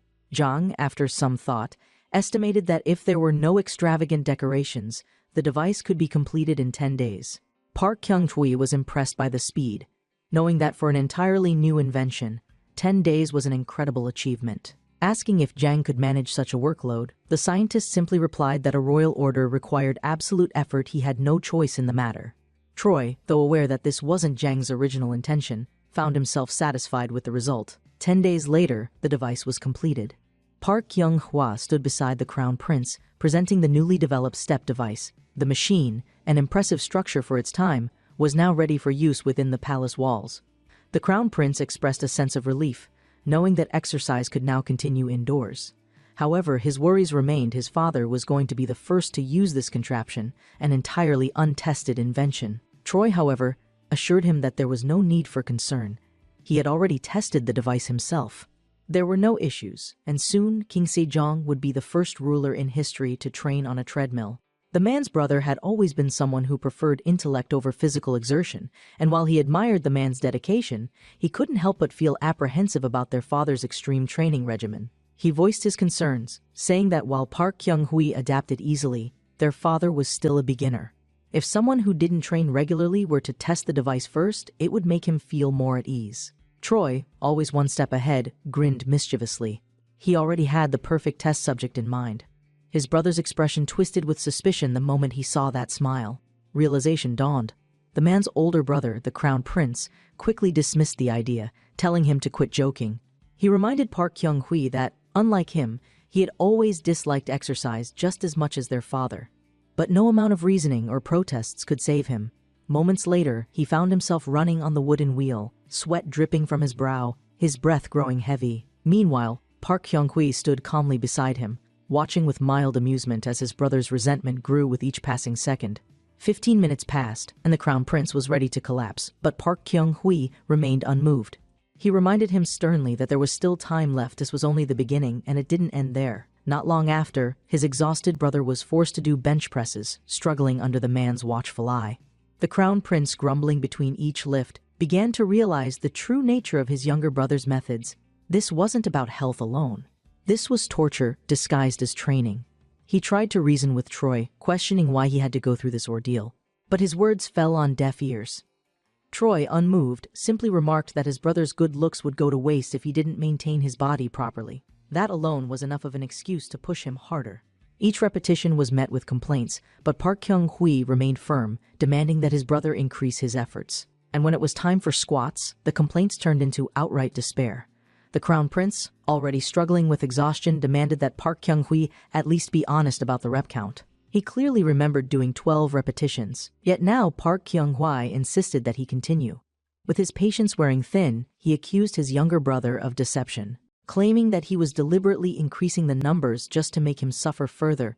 But Troy, ever the perfectionist, calmly corrected his form, noting that his knee was buckling again and that his back was still leaning too far forward. The corrections kept coming, and frustration bubbled over. The crown prince, now at his absolute limit, lamented his former brother, the one he knew before Park Kyung-hui became obsessed with fitness. He cried out, begging for his kind, compassionate sibling to return. Troy, without an ounce of sympathy, merely grinned and remarked that, for the sake of his brother's well-being, he was willing to become a wicked spirit. If that meant ensuring his physical fitness, then so be it. At that moment, a piercing scream echoed through the palace, cutting through the air like a blade.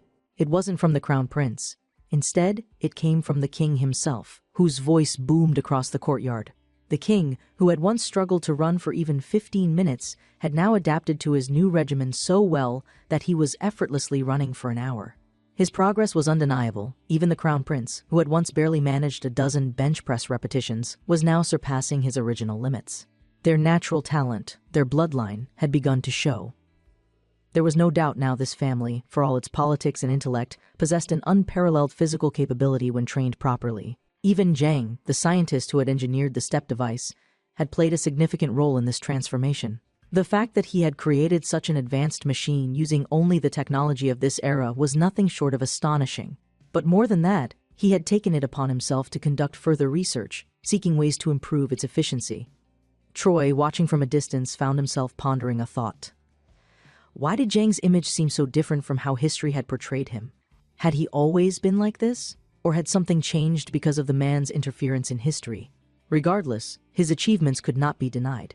The greatest scientist in Joseon had proven his worth, demonstrating an extraordinary sense of responsibility. Meanwhile, whispers began spreading across the palace. People had begun to notice the king's physical changes and concerns arose. Some were worried, whispering that he had lost too much weight too quickly. They feared that he had fallen ill, his body weakening rather than strengthening. One court official, in hushed tones, remarked that the king had grown so exhausted from training with the great Prince Swang that he had even begun neglecting political affairs. It was true, King Sejong was a man of immense intellect, one who devoted himself completely to any field of study he pursued. And Park Kyung-hwa had managed to harness that very trait, using it to push his father toward physical transformation. The crown prince's servant, having overheard these conversations, hesitated to inform his master. But when he finally did, the crown prince simply waved it off, stating that his father's condition was no different from his own. He too had lost unnecessary fat since beginning the training program, and his father was merely going through the same experience. But just then, a court physician hesitantly raised a concern. He pointed out that rapid fat loss was also a symptom of diabetes, and suddenly, the air grew heavy with doubt. The discussion escalated quickly, with multiple officials questioning whether the very regimen designed for health was actually detrimental. They even proposed filing a petition, urging the king to pause the training for at least one day to ensure his safety. But before the petition could be prepared, the king himself entered the hall. The moment they laid eyes on him, the entire room fell silent. For the first time in years, King Sejong stood before them not as an aging ruler burdened by ailments, but as a man radiating strength, vitality, and an aura of authority unlike ever before. His body had changed drastically, his posture more upright, his movements fluid, and his gaze sharp with renewed energy. The difference was undeniable. His presence alone commanded respect, and when he spoke, his voice carried an air of authority that silenced all concerns. Troy, standing at his father's side, calmly reassured the doctor that there was no need for alarm. According to the records of the royal clinic, the king had begun sweating more, and the amount of water he consumed daily had significantly decreased. The doctor, still hesitant, questioned what would happen if these symptoms were, in fact, a sign of illness. But Troy, unfazed, reminded them that they were only halfway through the 6-month training period. There was no turning back now.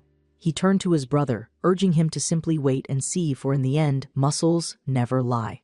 With calluses forming on his own hands, Park Kyung-hui found himself lost in thought. Time was passing too quickly. His past life in the 21st century was beginning to feel like nothing more than a distant dream. But before he could dwell on it further, a voice interrupted his thoughts. He turned to see the chief of inspection, the very man who had once tried to incriminate him. Without hesitation, the chief remarked that the prince had entered the office before sunrise that morning. Troy, raising an eyebrow, found himself questioning why an inspector general would be so early in the palace. Then, with a knowing look, the chief revealed the truth. King Sejong had begun complaining of fatigue once more, and his political duties were beginning to fall behind. The transformation of King Sejong had reached its peak, and it was now evident to all who witnessed him. No longer the ailing ruler who struggled with fatigue, he now commanded attention not just with his wisdom and authority, but also with his renewed physical prowess. Even the inspector general, a man who had once been skeptical, now stood before him, not to oppose him directly, but to relieve some of his burdens in governance. Troy, standing beside his father, watched the exchange with a knowing smile. It was clear that both he and the inspector general had the same underlying concern: the king's well-being. However, Troy, ever persistent, turned the conversation toward the inspector general himself, subtly implying that if he was so concerned about health, he should also start preparing his own body. The inspector general, unfazed by the man's remark, dismissed the idea immediately. His responsibilities, he claimed, were far too great for him to spend time on such things. Unlike Troy, he could not afford to prioritize personal health over official duties. Troy, however, was not one to back down. He countered by stating that 2 hours of training would leave 22 remaining hours for governance, making the argument that a stronger body would only enhance efficiency. But the inspector general, ever the bureaucrat, saw it differently. He feared that those 2 hours of exertion would ruin the remaining 22, making governance more difficult rather than more effective. And yet, despite his doubts, he maintained his formal stance, declaring that his concerns were rooted in the king's best interests. As he walked through the snow, he reminded Park Kyung-hui that the 6 months he had promised were nearing their end. The time was approaching when the kingdom would judge whether or not this so-called discipline had truly benefited the king. As the days passed, murmurs spread within the Inspector General's organization. The Inspection Bureau had always been feared, their role being to scrutinize and investigate high-ranking officials for misconduct and incompetence. Unlike other courts, they did not require evidence to impeach someone. Their accusations alone were enough to bring someone down. And now they had set their sights on the corporal construction secretary, questioning whether it had truly been beneficial to the king's reign or if it had distracted him from his duties. One of the inspectors spoke in hushed tones, noting that tomorrow would be the military training exercise and that the chief of inspection had to make a decision. That very night, the entire inspectorate gathered before the palace. As one unified body, they knelt before King Sejong, presenting their petition. The king, arriving with his usual composure, inquired about the reason for their urgent assembly. The chief inspector, stepping forward, formally requested that His Majesty reconsider his participation in the bodybuilding training. Though he acknowledged that all disciplines take time to master, he argued that the nature of this matter was entirely different. Political duties were, and always would be, the king's most sacred responsibility. Even though King Sejong had never once neglected his governance, the Inspector General asserted that he still needed to set an example, not as a man obsessed with self-improvement, but as a ruler who adhered to the established principles of the state. There was an undeniable tension in the air. For a long moment, the king said nothing. Then, with a serious gaze, he spoke.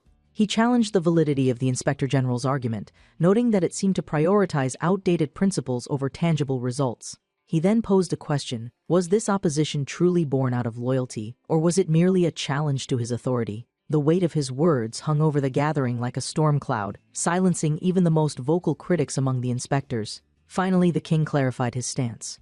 The reason he had dedicated himself to learning the corporal construction secretary was not just personal improvement, but to serve as a role model for his soldiers. The upcoming military training would be his final test. One of the assembled officers voiced his concerns, reminding the king that military exercises were governed by a law set forth by the great King Taejo. Another warned that if the king was not skilled in horseback riding, he could face serious danger. A third remarked that even the youngest warriors took over a year to learn how to shoot arrows from a moving horse. How could the king possibly expect to succeed in such a short period? But King Sejong remained resolute. Without hesitation, he commanded that a royal guard accompany him to prevent accidents, but made it clear he would not back down. Before the Inspector General could continue his argument, the king silenced him once more. If the training proved effective, he declared, then he expected all of them to commit themselves to at least half of what he had accomplished. There was no further room for debate. The decision had been made. The day of military training arrived. The air was thick with tension as the soldiers gathered in Chiran County, Gangwon Province. Seated atop his horse, King Sejong raised his voice, commanding that he would personally inspect the front line before the drills commenced. As soon as his orders were given, the soldiers, with practiced discipline, adjusted their formations, falling in perfect synchronization. Their resounding battle cries echoed across the training grounds, signaling that they had understood their orders without question. Yet among them, hushed whispers persisted. One soldier muttered in disbelief, questioning whether the king had ever moved so swiftly before. Another remarked that, despite having trained for over a decade, he had never seen His Majesty display such physical prowess. It was no secret that during previous military exercises, the king had always remained inside a carriage, issuing commands from a distance rather than riding alongside his soldiers. But today, everything had changed. The signal to begin was given, drums boomed across the field. The troops surged forward, marching with precision and unity. Riding alongside them, King Sejong found himself experiencing something completely new. As he guided his horse, he reflected on the hours he had spent training with Park Kyung-kwi, the 2 hours per day of relentless horseback drills, the aching muscles, the exhaustion, the relentless discipline, and yet, at this moment, it all felt worth it. For the first time, he understood what King Taejo had once told him, that horseback riding, when the body is properly maintained, is an experience of pure exhilaration. There was no burden, no struggle, only the freedom of movement, the feeling of control, and the clarity of vision that came with a trained body. As he surveyed the landscape ahead, something caught his attention. A shadow stirred within the distant undergrowth. His eyes sharpened, focusing on the movement hidden among the trees. And in that moment, his vision was clearer than ever before. A wild boar lurked within the bushes, its massive form shifting as it prepared to bolt. For a brief moment, the king was overcome with realization. The effects of his training were no longer theoretical. His body had changed, but so had his senses. He could see further than before, could react faster, could anticipate movement in ways he never had before. Everything, the struggle, the suffering, the training, had led to this moment. As the beast prepared to break from the foliage, King Sejong gripped the reins of his horse tightly. Determination burning in his gaze, the hunt was on. King Sejong, feeling an exhilarating rush unlike anything he had experienced before, raised his hand with a newfound sense of confidence.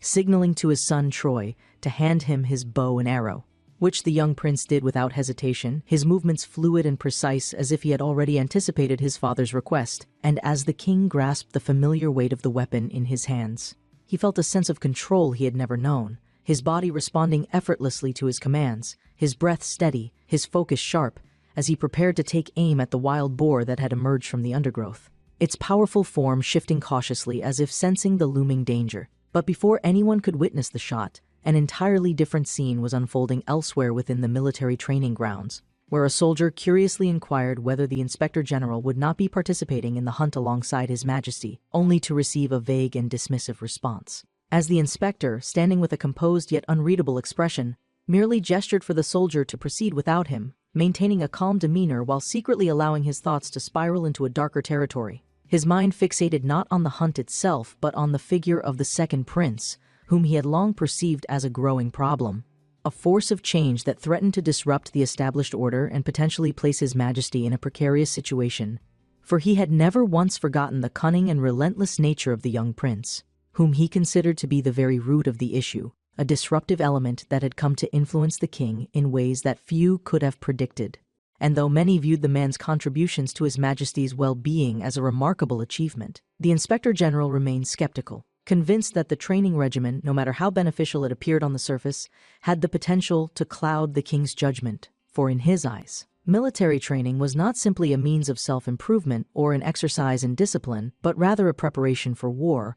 And in war, anything could happen, including unforeseen accidents and unexpected tragedies, which made the young prince a wild card that could not be ignored, prompting the inspector to tighten his grip on his weapon, his mind racing through the possibilities of what might unfold if he were to intervene at this very moment, allowing himself to contemplate the unthinkable, his eyes narrowing as he observed Park Kyung-hui with a quiet intensity that hinted at an unspoken resolve, as though he were weighing the risks of taking decisive action before the prince's influence could grow even stronger.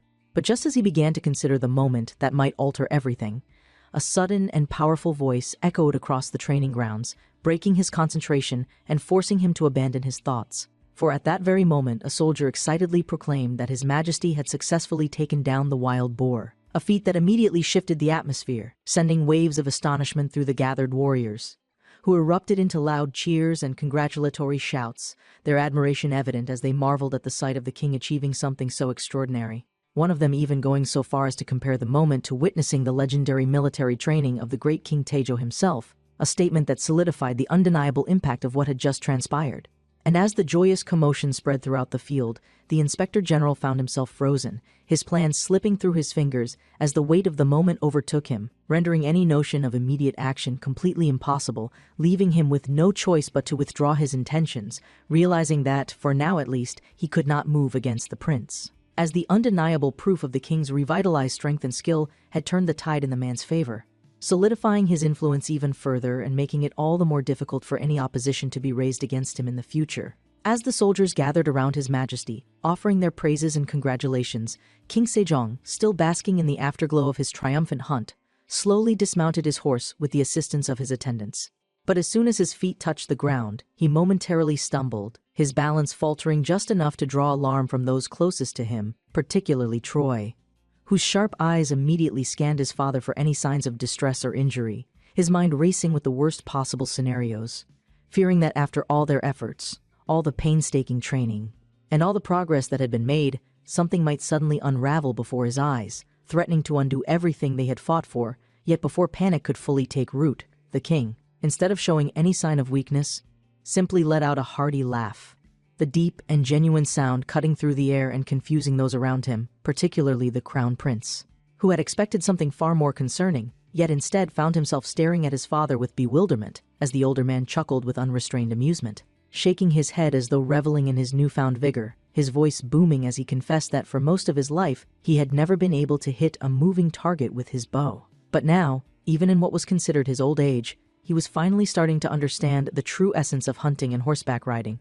the joy of skillfully controlling his body and engaging with nature in a way he had never done before, a realization that filled him with an infectious excitement, much to the relief of those who had momentarily worried about his well-being, while one of his aides, still wary of the king's overexertion, cautiously reminded him to take care of his body and not be too reckless. prompting Sejong, now in the best of moods, to acknowledge the concern with a light-hearted assurance, his tone carrying none of the former exhaustion that had once plagued him, making it abundantly clear to those watching that this was a man who had truly changed, no longer bound by the physical limitations that had once defined his rule, but rather standing tall and full of energy, a renewed monarch who could both command and lead by example, embodying the very principles that Park Kyung-hui had been striving to instill in him. And as this transformation unfolded before the eyes of all present, the Inspector General, still watching from a distance, slowly began to accept the inevitable, for the proof of the king's physical renewal was undeniable.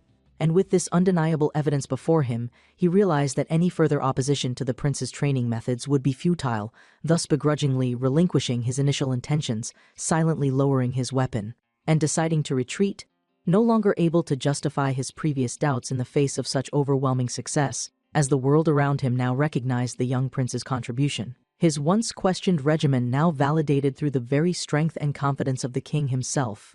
Troy, upon observing the increasingly erratic behavior of the royal inventor Jang, began to suspect that the man was overworked and struggling, and in his growing concern, he resolved to speak with His Majesty to request that the inventor be granted a well-deserved vacation to recuperate. However, before he could even finish voicing his suggestion, Jang adamantly refused, cutting him off with a sharp and immediate rejection, as if the very thought of stepping away from his work was an offense to his honor. His refusal, however, was not rooted in pride or arrogance, but rather in an unshakable sense of loyalty, for he considered himself deeply indebted to His Majesty's kindness, never forgetting that he had once been a mere slave who had been granted the unprecedented opportunity to hold a governmental position, something that had been completely unthinkable under normal circumstances. To him, the privilege of serving the king was far greater than the luxury of rest, and in his mind, to accept a vacation would be an act of ingratitude, an indulgence he felt unworthy of. Instead, he found fulfillment in simply witnessing His Majesty's progress, believing that the sight of the king regaining his health and vitality was already reward enough for his efforts. Yet, despite his stoic devotion, Jang could not entirely conceal his peculiar fascination with the suffering of others. For as he explained the construction of the leg curl machine, he could not suppress his unsettling enthusiasm, revealing that the design of the device bore a resemblance to a drummer's chair, an observation that seemed to spark a dark amusement within him.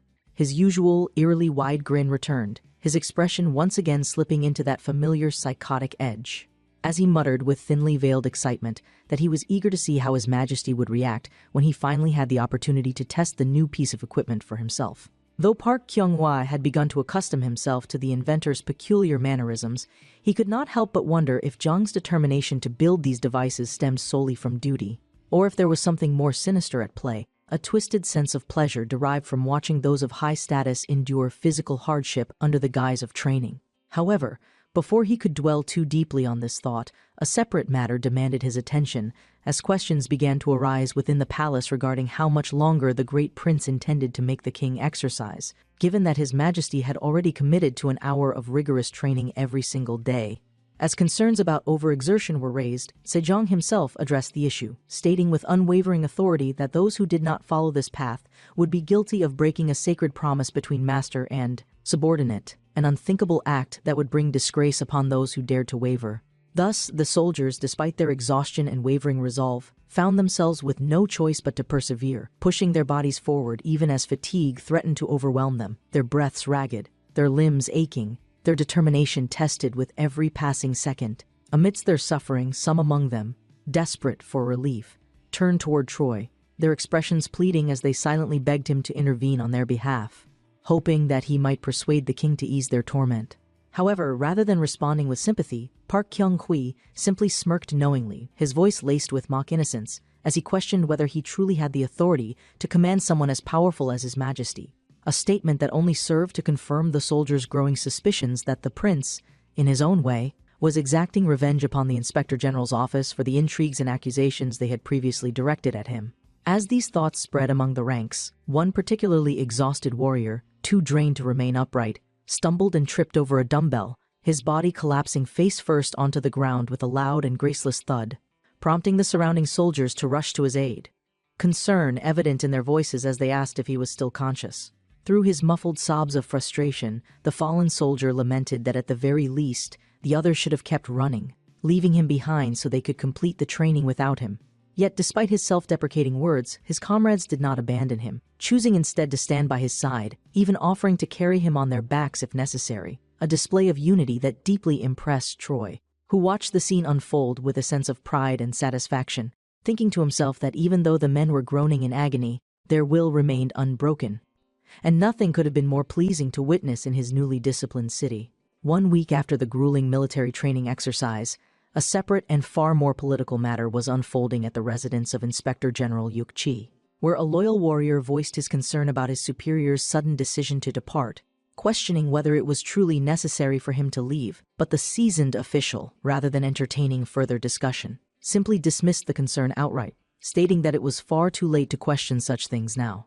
The warrior, however, persisted, expressing his frustration at how outsiders who had no understanding of the situation were already spreading talks of dismissal and exile, their baseless rumors poisoning the air with misinformed speculation. And yet, despite this apparent injustice, the Inspector General remained unshaken, his mind already set on the path ahead. Now nearing the age of 50, he admitted that he found it increasingly difficult to accept change, acknowledging that while he could not deny the effectiveness of the bodybuilding secretary's techniques, and even openly admitting that His Majesty's health had improved remarkably under its influence, there was something else that concerned him far more: the unexpected transformation of the great Prince Jin Swang, who had, within a remarkably short period, evolved into a completely different person from the one he had once known, a shift that unsettled him in ways he could not fully articulate. In addition to this, he voiced another, entirely separate concern, stating that while it was not yet a widely discussed issue within the main government, the movements of the Jurchen people had been growing increasingly unusual, an ominous development that required careful observation. For this reason, he revealed his plan to travel to Hamgyong province to monitor the situation personally, taking up the role of provincial governor in order to keep a watchful eye on the region's shifting dynamics. Before departing, he left one final instruction to his subordinate, warning him to relay a message to the great Prince Swang, advising him to exercise caution regarding an impending visit from the Ministry of Rights of the Ming Empire, an issue of great importance due to the troubling whispers surrounding a certain individual. It had been reported that during the last diplomatic visit, a Ming eunuch had taken an interest in the soap produced under the prince's guidance, purchasing over 100 bars and bringing them back with him. But the real issue was not the sale itself, but rather where the soap had ultimately ended up, for it was believed that these goods had fallen into the hands of Wang Zhen, a powerful figure who, according to chilling rumors, was harboring a malevolent entity within himself, an insatiable force known as the Hungry Ghost, a spirit that could never be satisfied, a symbol of endless greed that now loomed ominously over the horizon. And though it remained uncertain when or how Wang Zhen would make his approach, there was little doubt that one day he would come seeking the great Prince Swang with an entirely different kind of business in mind. Meanwhile, far beyond the reach of these immediate concerns, in a distant time period, an entirely separate discussion was taking place. As an article detailing the great Prince Swang's alleged connection to time travel was being analyzed, bringing to light a peculiar event that had occurred during the last mid-autumn harvest festival, a day when the entire family had gathered to enjoy the traditional folk game of weightlifting, an occasion that had brought particular delight to an elderly grandfather who had watched with great pride as his grandson, having undergone rigorous training, demonstrated remarkable progress, a sight that filled the old man with an unshakable sense of joy, leaving the question lingering in the air: was this merely a coincidence, or had history itself been rewritten? With the establishment of the bodybuilding secretary as an undeniable part of the country's cultural and military traditions, it became clear that the discipline had not only taken root in Joseon, but had also shaped the very foundation of how strength and physical conditioning were perceived. However, while its impact on the kingdom was undeniable, it was an inescapable fact that this monumental shift in thinking began with one man, none other than great Prince Swang, the second son of King Sejong the Great, a figure whose contributions went far beyond the realm of simple physical training. It was not only his martial and bodily advancements that left an impact, but also his innovations in hygiene and medicine, for he was the first in history to create soap and surgical alcohol, two items that would go on to revolutionize sanitation and healthcare within the kingdom and beyond. Because of these remarkable feats, some historians, scholars, and theorists have debated whether his extraordinary knowledge could be explained through conventional history, or if he was, in fact, a time traveler, possessing knowledge that far surpassed what should have been available to a man of his time. This controversy has persisted throughout history, with some dismissing it as an exaggeration of folklore and others pointing to the clear evidence of his technological leaps. arguing that it was impossible for such advancements to have occurred without some kind of unexplainable intervention. Among those studying this topic, Lee Dawin, the expert and director of the Joseon History Archives, provided a more balanced academic analysis, stating that the Great Prince's techniques bore a striking resemblance to modern bodybuilding, something that could not be ignored. However, despite acknowledging the similarities between his training methods and contemporary exercise science, she remained skeptical of the time-traveling theories, offering an alternative perspective on the historical figure. According to her research, during his youth, the Great Prince was so competent and disciplined that he earned comparisons to a man from the future, yet at some point, he allegedly became negligent in his duties, allowing the bodybuilding secretary to fade into a mere folk tradition rather than a global discipline. She asserted that if he had taken the opportunity to spread the discipline further, the tradition of weightlifting and strength training would not have remained a cultural relic confined within Joseon, but could have, instead, become a widespread practice that would have defined fitness worldwide, replacing what modern bodybuilding would later develop into. In the end, she dismissed his legacy as being far less significant than it could have been, arguing that he was ultimately just a historical footnote, a man who contributed a mere folk game to his country's cultural heritage rather than shaping global fitness practices as some had claimed. While such discussions unfolded in the present day back in the past, the hero himself, unaware of the ways in which future historians would judge him, awoke from his sleep, feeling a renewed sense of determination to continue his modifications for the future. His brother, seated nearby as he worked, took note of his expression and, in a casual tone, inquired about the kind of dream Park Kyung-hwa must have had to make him appear so unusually serious and contemplative. Without waiting for an answer, his brother continued, remarking that the man's complexion looked pale, leading him to believe that he had been pushing himself too hard with his reading, and that perhaps it would be best for him to reduce his studies for a while.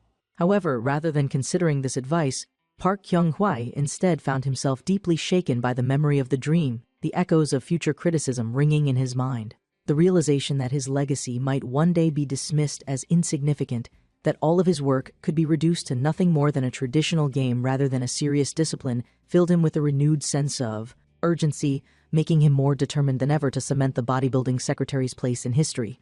Thus, even though he was already on the verge of fainting from exhaustion, buried under a dense pile of books, he resolved to push forward, unwilling to allow future generations to look down on his efforts. As he forced himself to continue reading, a stray memory surfaced in his mind. His father, King Sejong, had mentioned that he was planning to create a new set of characters for the common people, an ambitious project that was to be announced the very next day. Though Park Kyung-hwa could hardly claim to be an academic scholar, his passion for leadership and physical preparation had already proven that when the mind and body worked in harmony, nothing was impossible. With this belief, he considered how he might assist his father in his linguistic endeavor, though he recognized immediately that such a task was far beyond anything he had ever undertaken before. When Sejong had asked for help in formulating the new written characters, he had suggested that Park Kyung-hwa could base the sounds on phonetics, referencing books within the royal library to develop a logical structure that would be easy for the common people to learn. However, the more Park Kyung-hwa thought about it, the more he realized that language development was far more complex than any training regimen he had ever devised, and he began to feel a creeping sense of doubt, wondering whether he could contribute anything meaningful to such an intricate project. In his frustration, he sighed heavily, prompting the Crown Prince, who had been observing him, to tease him by comparing his melancholic habit to that of Assistant Commander Jang, the eccentric and unpredictable inventor whose mannerisms had become infamous within the palace. Though the remark was meant in jest, it barely registered in the man's mind, as his thoughts had already shifted to a new concern, the realization that, as his responsibilities grew, he would soon need to take on disciples, individuals who could continue his teachings and serve as both trainers and assistants in spreading the bodybuilding secretary throughout the kingdom. When his brother inquired about when he planned to begin selecting candidates, Park Kyung-hwa responded by suggesting that Mylon, a boy of royal lineage but of low standing due to being the son of a concubine, might be a suitable choice, given that he was barred from holding a governmental position and thus would have greater freedom to pursue a different path. However, his brother countered that while Mylon would be an excellent choice, it would be even more beneficial to recruit individuals from various backgrounds, explaining that for the bodybuilding secretary to take root within the Eastern Palace, they would need a disciple who was a member of the royal family. With this, Park Kyung-hwa was left in deep contemplation, realizing that there was only one person who could fulfill this role. Though he remained uncertain whether the individual in question would even enjoy practicing the bodybuilding secretary's technique, The potential disciple was none other than Prince Sosan, the third son of the deposed Crown Prince Yiyong, a man who had once been the designated heir to the throne during King Taejong's reign but had ultimately been stripped of his title due to his rampant corruption, infidelity, and exploitation of the royal family's power. In the aftermath of his father's disgrace, Prince Sosan had grown up with a notorious reputation, widely known for his delinquent behavior and acts of vagabondage, leading many to assume that he would follow his father's path of ruin. However, upon meeting him in person, Park Kyung-hui found himself pleasantly surprised, as the young prince behaved far more normally and courteously than he had been led to believe, making him question whether his infamous reputation was entirely deserved or if it had been exaggerated by court gossip. In his mind, Park Kyung-hui understood that the reason the boy had turned to delinquency in the original history was due to the humiliation his father had suffered, but since that moment had not yet come to pass, the situation remained fluid, leaving open the possibility for change. Without hesitation, he posed a question to Prince Sosan, asking whether he had ever heard of the bodybuilding secretary, to which the young prince responded without hesitation, stating that he was well aware of it, as it had already become a widely recognized and respected discipline. Troy, sensing the opportunity to bring a new disciple into the ranks of the bodybuilding secretary, posed the question directly to Prince Sosan, asking if he was willing to learn the discipline and inherit the knowledge necessary for body preparation and self-mastery. The young prince, much to the man's surprise, responded with unwavering politeness and immediate acceptance, his tone composed and seemingly sincere, giving the impression that this arrangement would proceed smoothly without any resistance.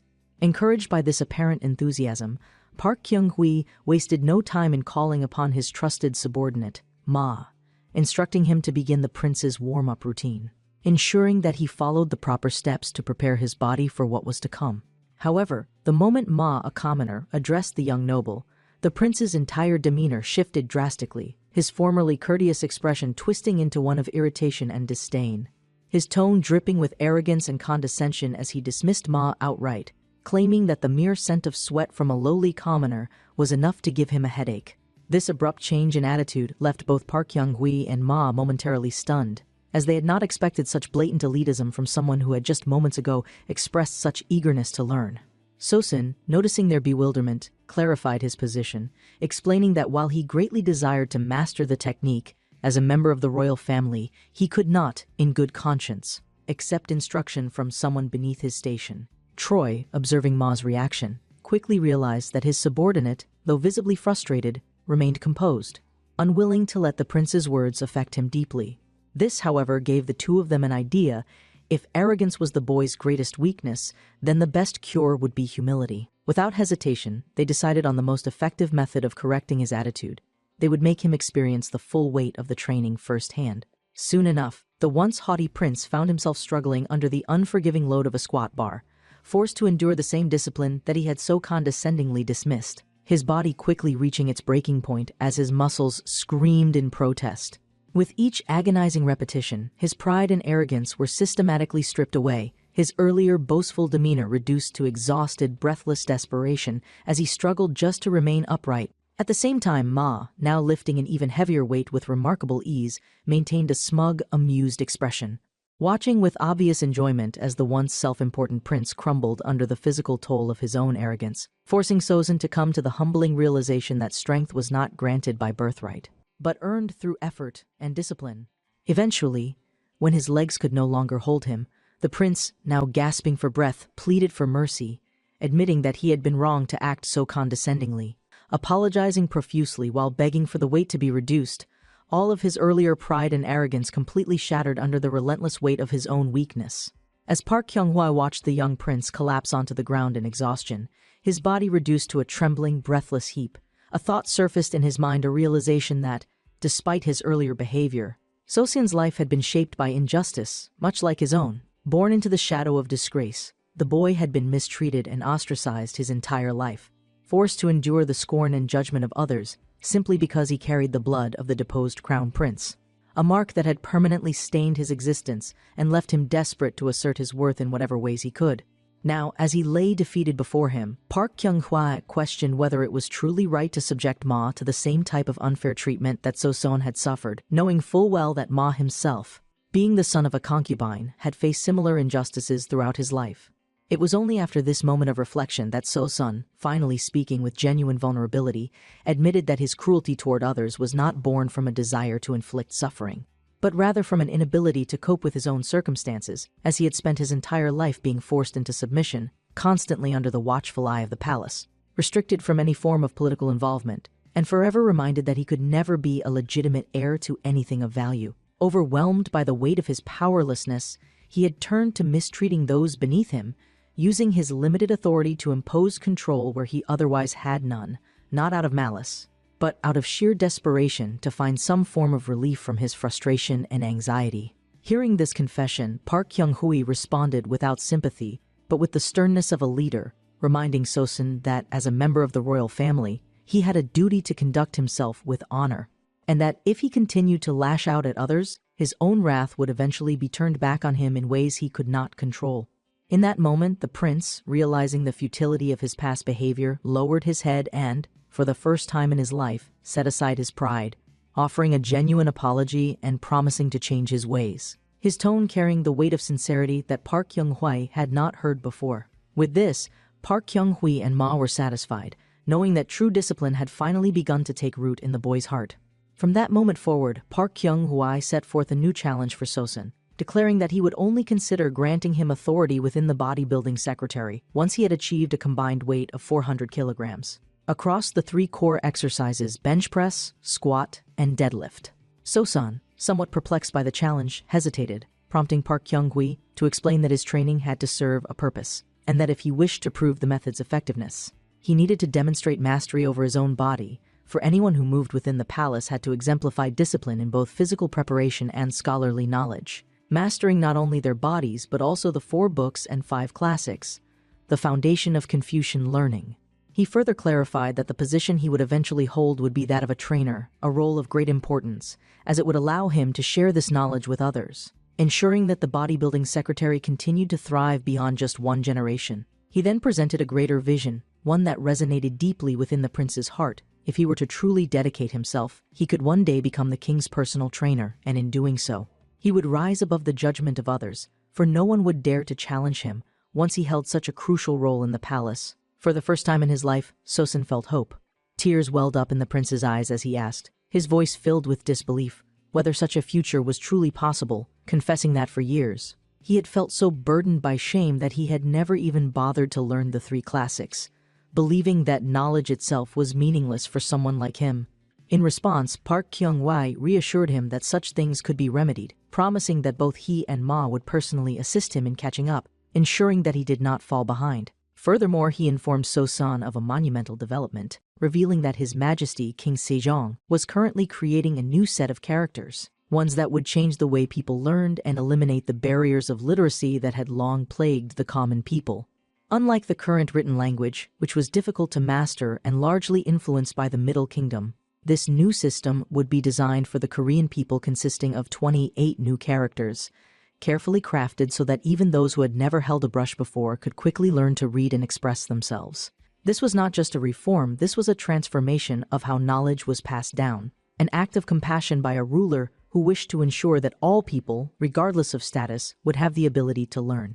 With this newfound knowledge, So-sun, once burdened by despair, now saw a future worth striving for, a path that had once seemed impossible, now within his reach. Troy reflected on the monumental undertaking his father, King Sejong, had embarked upon, a set of characters that would not only allow the people to accurately record their voices and thoughts, but also grant access to knowledge that had long been limited to scholars and the nobility, creating an opportunity for literacy to flourish among commoners who had previously struggled to express themselves in writing. The weight of such an innovation was staggering, and the hero, for all his efforts in body preparation and strength training, could not help but recognize the significance of his father's work, knowing that true progress came not only through physical discipline, but through intellectual advancement as well.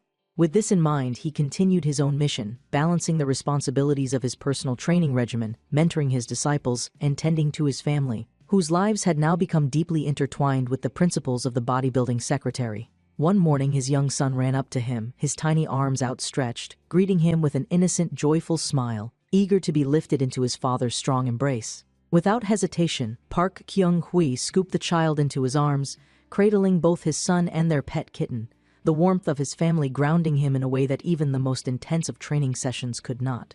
The child, ever curious, suddenly tilted his head and asked his father an unexpected question. He wanted to know why his uncle, Prince Sosan, was always lying down whenever he saw him, even mentioning that just the other day he had witnessed his uncle begging for his life to be spared, a statement that immediately caught the man's attention. In response, the boy was given a simplified explanation that in training there is no gain without pain, and that muscles must first suffer soreness before they can grow stronger. A concept so fundamental to the man's discipline that he barely thought twice before imparting it to his young son. Hearing this, the child turned to his uncle Sosan and praised him enthusiastically, stating that he must be amazing, because while everyone else collapsed after training, he could still sit up and talk. However, the prince, rather than accepting the compliment, dismissed it with self-deprecating honesty, explaining that his ability to remain seated was not a testament to strength, but rather a consequence of starting later than the others, meaning he didn't yet have the luxury of resting, even if he desperately wanted to collapse like the rest. Changing the subject, Sosan remarked that it might be good for the boy to start learning some form of discipline, even though he was still too young to read. Unexpectedly, the child responded by proudly holding up a book, showing that he had already begun learning on his own, a revelation that took Sosan by surprise. He immediately asked how long the child had been able to read, but rather than answering, the boy simply ignored the question and instead offered the book to his uncle, asking if he wanted to take a look. Troy, watching this interaction unfold, found himself reflecting on how drastically his life had changed not long ago. His world had been nothing more than bars, dumbbells, and strict training regimens, but now he had a 5-year-old child to care for, a family whose lives had become intrinsically tied to his pursuit of strength and discipline, and a responsibility far greater than any weight he had ever lifted. The modern world he once knew felt like a distant dream, an existence that barely seemed real compared to the life he now led. In a way, he had not only reshaped the future of an entire nation, but also the daily lives of those closest to him, as even his wife had adopted his methods, practicing alongside him and finding joy in her own physical improvement. However, while exercise had become a source of empowerment, it also came with risks, as evidenced by a terrifying moment during training when his wife, after performing a series of stiff-legged deadlifts, suddenly wavered, her eyes rolling back as her body collapsed without warning. In an instant, Park Kyung-wi rushed to her side, his arms catching her before she could hit the ground, his voice thick with concern as he asked if she was all right.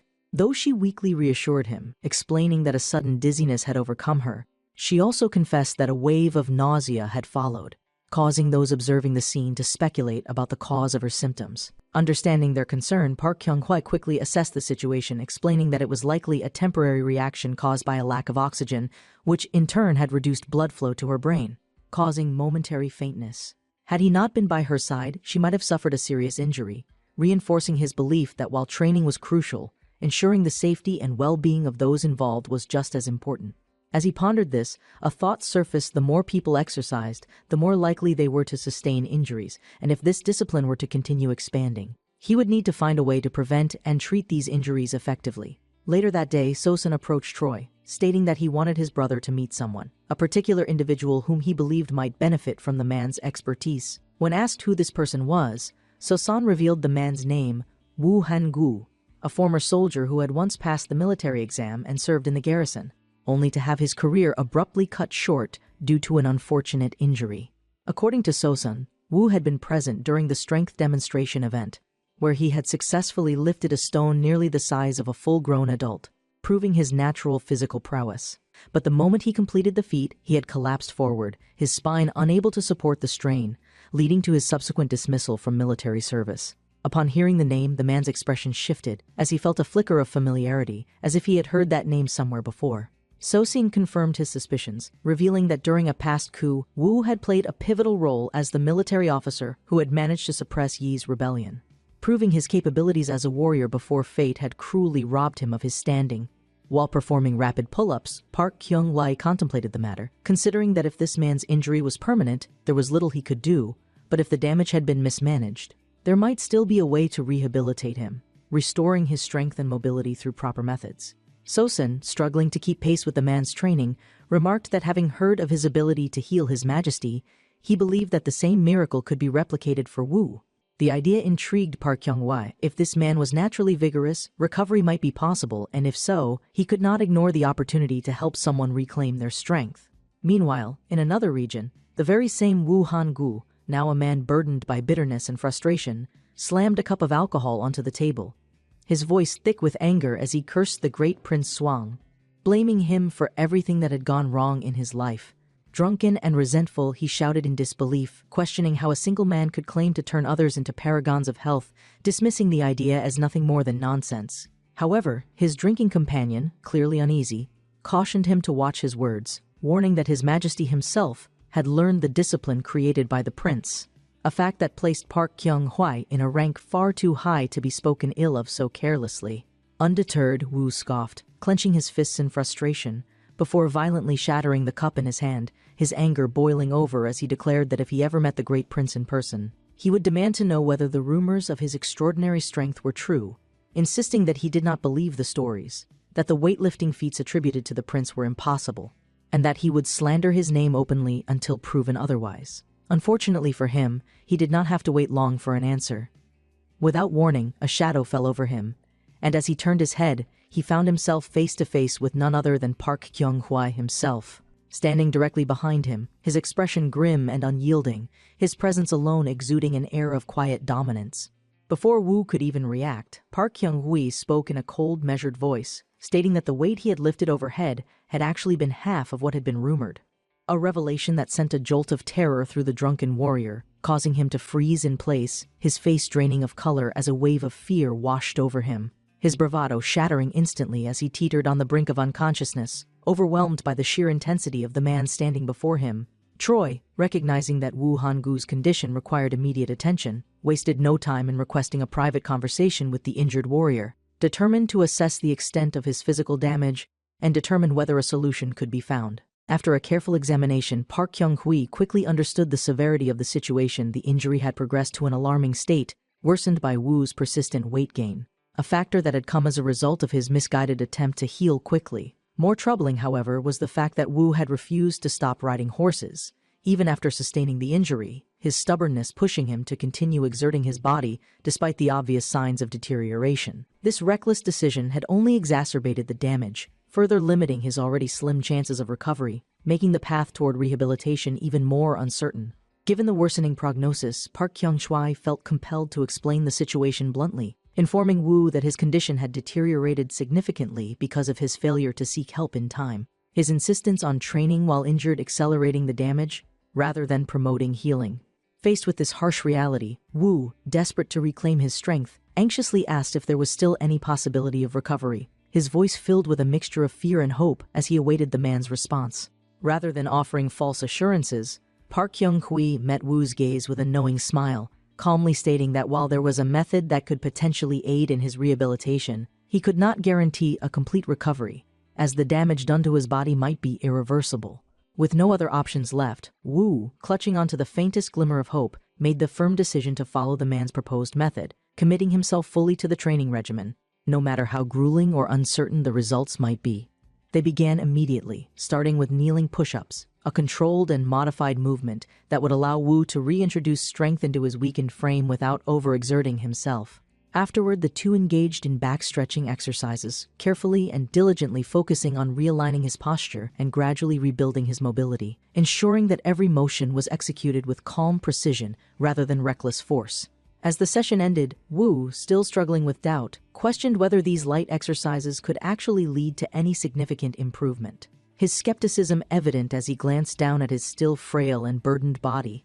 In response, Park Kyung-hwa calmly explained that he could not teach Wu his exact method, as heavy weightlifting would no longer be an option for someone with such an unstable condition.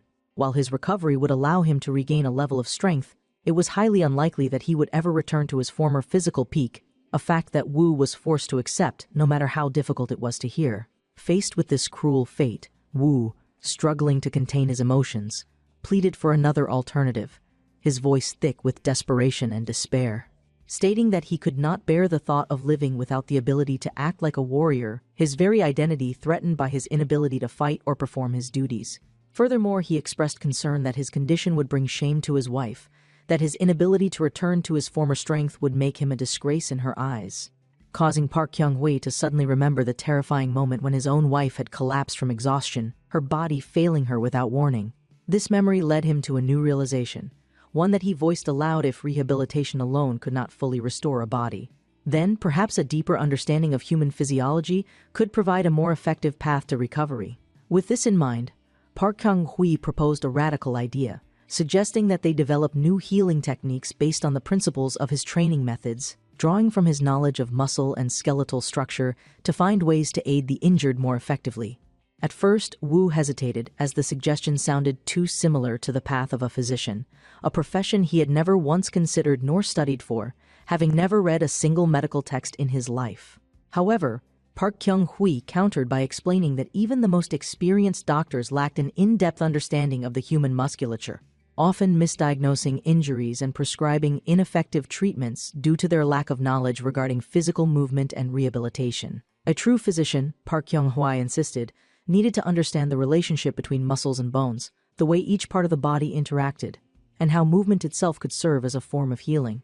Hearing this, Wu's perception of Park Kyung-hui changed completely, realizing that the prince was not merely a man obsessed with strength, but someone who possessed an extraordinary intellect, capable of foreseeing innovations that others had never even considered.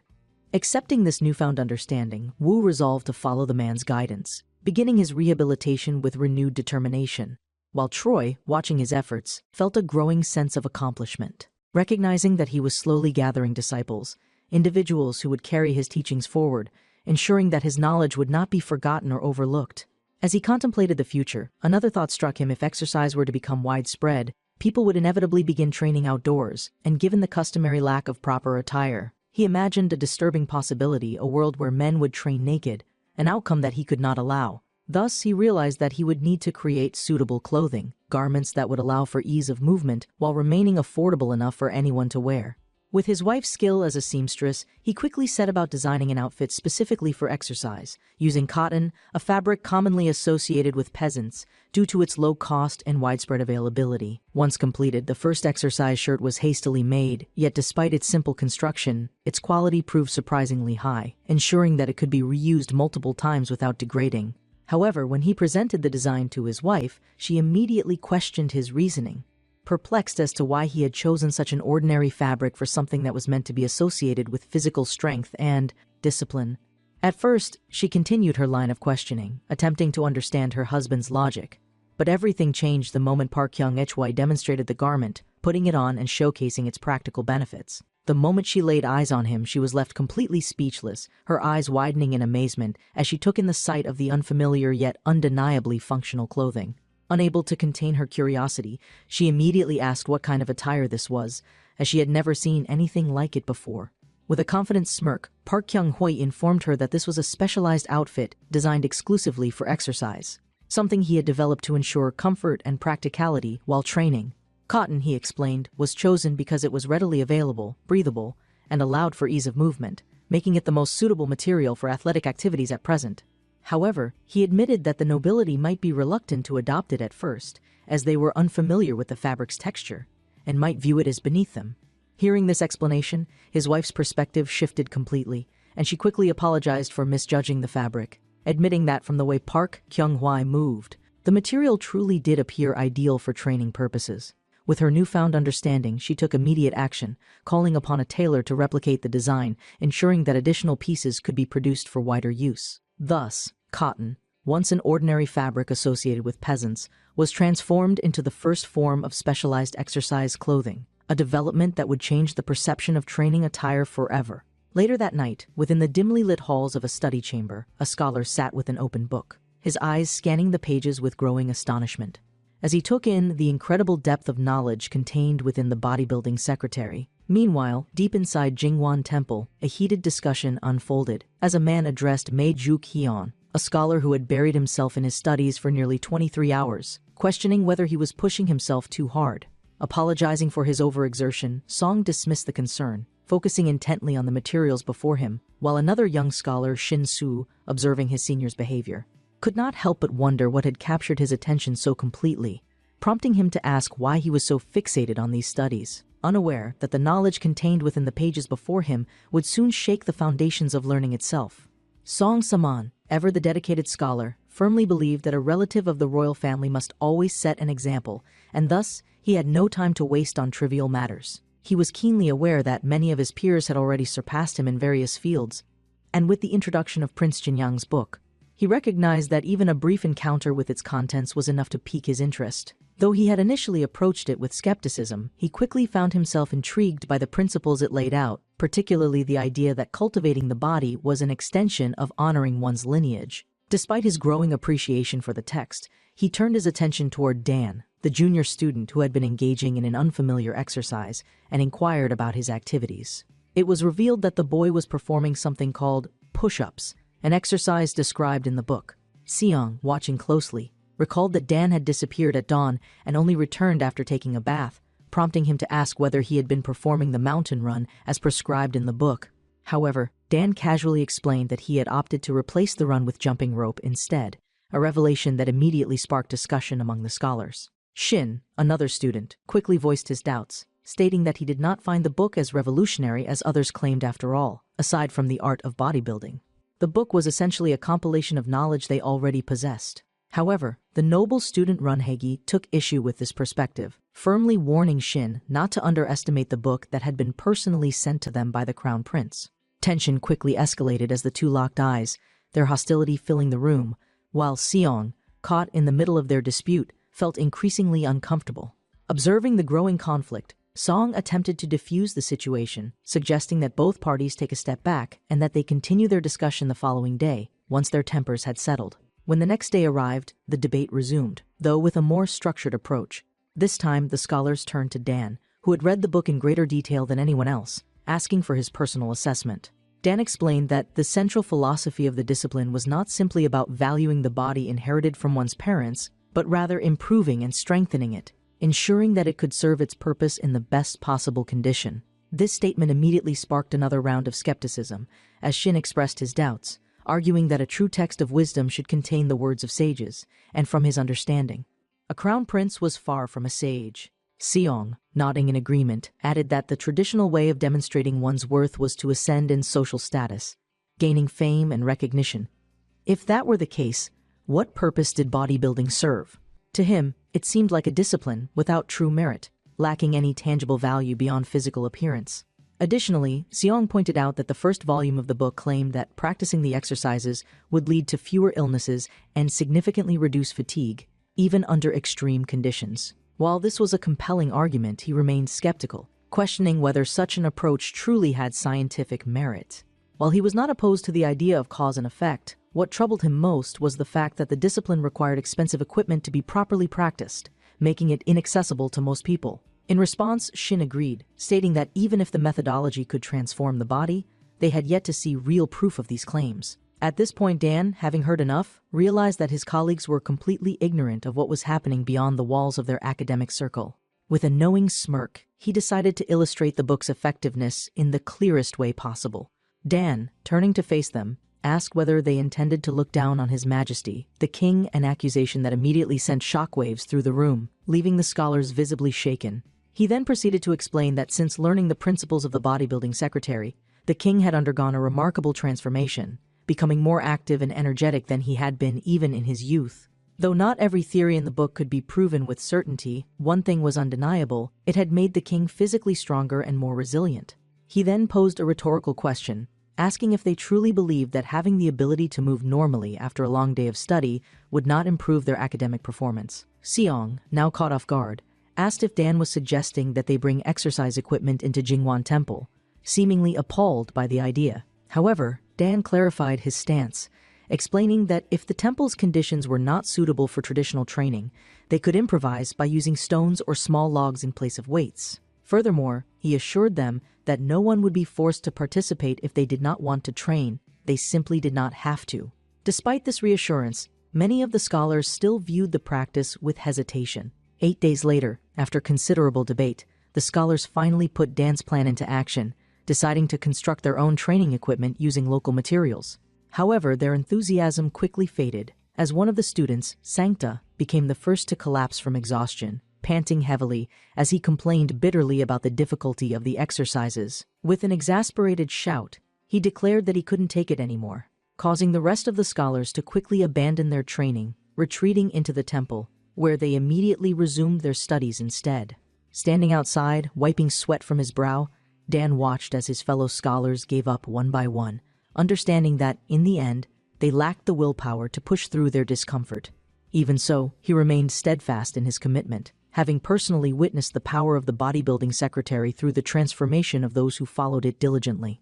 Determined not to waver, he vowed to continue practicing, knowing that, over time, his efforts would yield results, ultimately enhancing his ability to study and function in daily life. Meanwhile, as the summer of 1441 progressed, back in the palace workshop, Park Hyung-woo turned his attention toward the invention of new exercise equipment, marveling at the sheer dedication of his chief inventor, Jang. The man had worked tirelessly, tackling the difficult challenge of designing and constructing a shoulder press device and a seated row machine, both of which were far more complex than previous designs. Despite the technical difficulties involved, Jang, ever the eccentric genius, had once again succeeded, his signature psychotic grin spreading across his face as he proudly declared that everything was progressing perfectly, though everyone knew that his motivation was driven by something far beyond mere duty.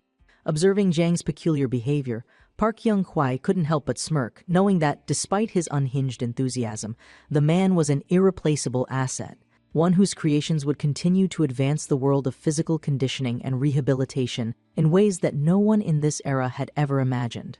A small pig wandered into the courtyard, its hooves clicking sharply on the polished wooden floor. The official turned, surprised. He remembered this pig raised by his wife with utmost affection. It bumped into his leg gently. He panicked. "This tiny pig won't last another month." He sighed deeply. "I must find better food. My wife depends on this pig's survival." In the palace, a minister reported recent border threats. The king nodded solemnly, concern growing heavier. The minister bowed deeply, shouting praise. "Your unmatched grace has secured the realm's safety, your majesty." That night, lanterns lit the sky as laughter echoed from the grand feast held in celebration. A servant approached the king's table politely. "Shall I pour your majesty a drink?" "Of course." Another noble raised his glass. "They say your strength rivals history's finest warriors." The king smiled faintly. He replied calmly, "Strength alone means nothing.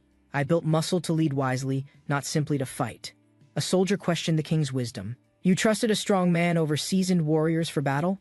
He paused and added, "I meant the liquor. The spirit sent from the capital was powerful." The soldier recalled receiving clear instructions. Apply the spirit to wounds, using clean cotton cloth every time. Thanks to this method, festering wounds healed faster. Soldiers recovered, and infection rates dropped sharply at camp. One officer muttered, "So that's why the distillery was spotless." It wasn't just for drinking. Some commanders warned the spirit caused trouble. Soldiers often drank it to fight off the northern cold. Laughing, they admitted many were caught sneaking drinks. Mixing spirit with water became their usual excuse. When asked how it was resolved, one smiled. "We added motherwort, a plant too bitter. Even when they tried to drink secretly, the awful taste forced them to spit it out immediately." Laughter erupted. "Oh ho, Lee One Bong, take a cup too," the king offered warmly, raising his drink. One Bong looked up in surprise, hearing his name called across the courtyard during the evening gathering. A noble spoke proudly, with great strength. One Bong helped defeat the northern barbarians alongside loyal soldiers. One Bong responded humbly, "No. I only use this strength to serve and protect His Majesty." He was formally introduced, Yi Chingak, known as Yi One Bong, loyal general of the Joseon army. The king smiled. Two strong men must talk. But the man excused himself. More royal texts awaited study. For the first time, he scanned someone whose muscle power rivaled or possibly exceeded his own. History remembered this man well, an unmatched martial artist who acted during a time of political chaos. He opposed the royal purge, rallying troops from Jinan province. Yet betrayal ended his bold stand. Though defeated, his strength remained legendary. His fallen figure became a symbol across bloody northern snowfields. The present stirred. "Why are we here?" someone asked. "Didn't he have something to say?" He glanced sideways, alert. The man beside him seemed too polite, too direct with his words. "This being your majesty's close friend." "I've heard your strength is unmatched," the guest said respectfully. "I have many questions about your training," he added. "Would it be rude to visit you?" The reply was calm, of course. Internally, he thought, "He's more normal than I first assumed." Elsewhere, two workers gossiped near a gate. "Is that the scary muscle guy's house?" one whispered. He stepped forward, massive and composed.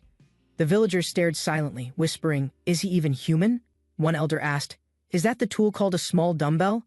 The man answered, "That's right. May I examine it?" he asked curiously. The man handed it over, warning of its heaviness. He struggled immediately. "It's heavier than expected," he muttered. arms trembling under the weight of cast iron. Stunned, he gasped, "I can barely lift this. And he uses it so easily for curls." One man approached with curiosity. "I heard your highness lifts 1,000 gyen for major exercises." He looked down thoughtfully. "If I tried the 3 major lifts, how much could I handle?" A sudden shout drew attention. A woman gasped as a heavy weight slammed down in the yard. The man groaned, barely holding it. "Arr!" His body shook under the pressure of the loaded barbell. Nearby, the muscular figure watched calmly. "I've trained for years. Even I feel pain during these lifts." The barbell struck the ground with force. Everyone stepped back, startled by the sheer impact and weight. One observer stepped forward.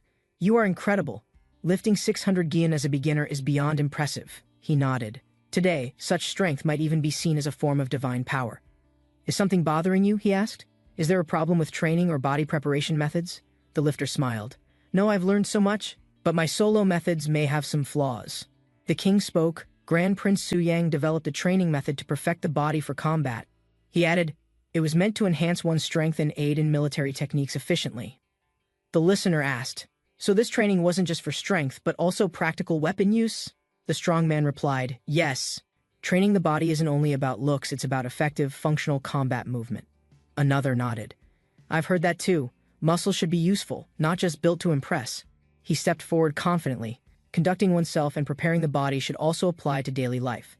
Another interjected skeptically, "That's not practical." The crowd behind him murmured, some doubtful, others curious and unsure. He growled internally, "These skeptics don't know anything. I wasn't always this body. I'm Choi Young-jik, former soldier."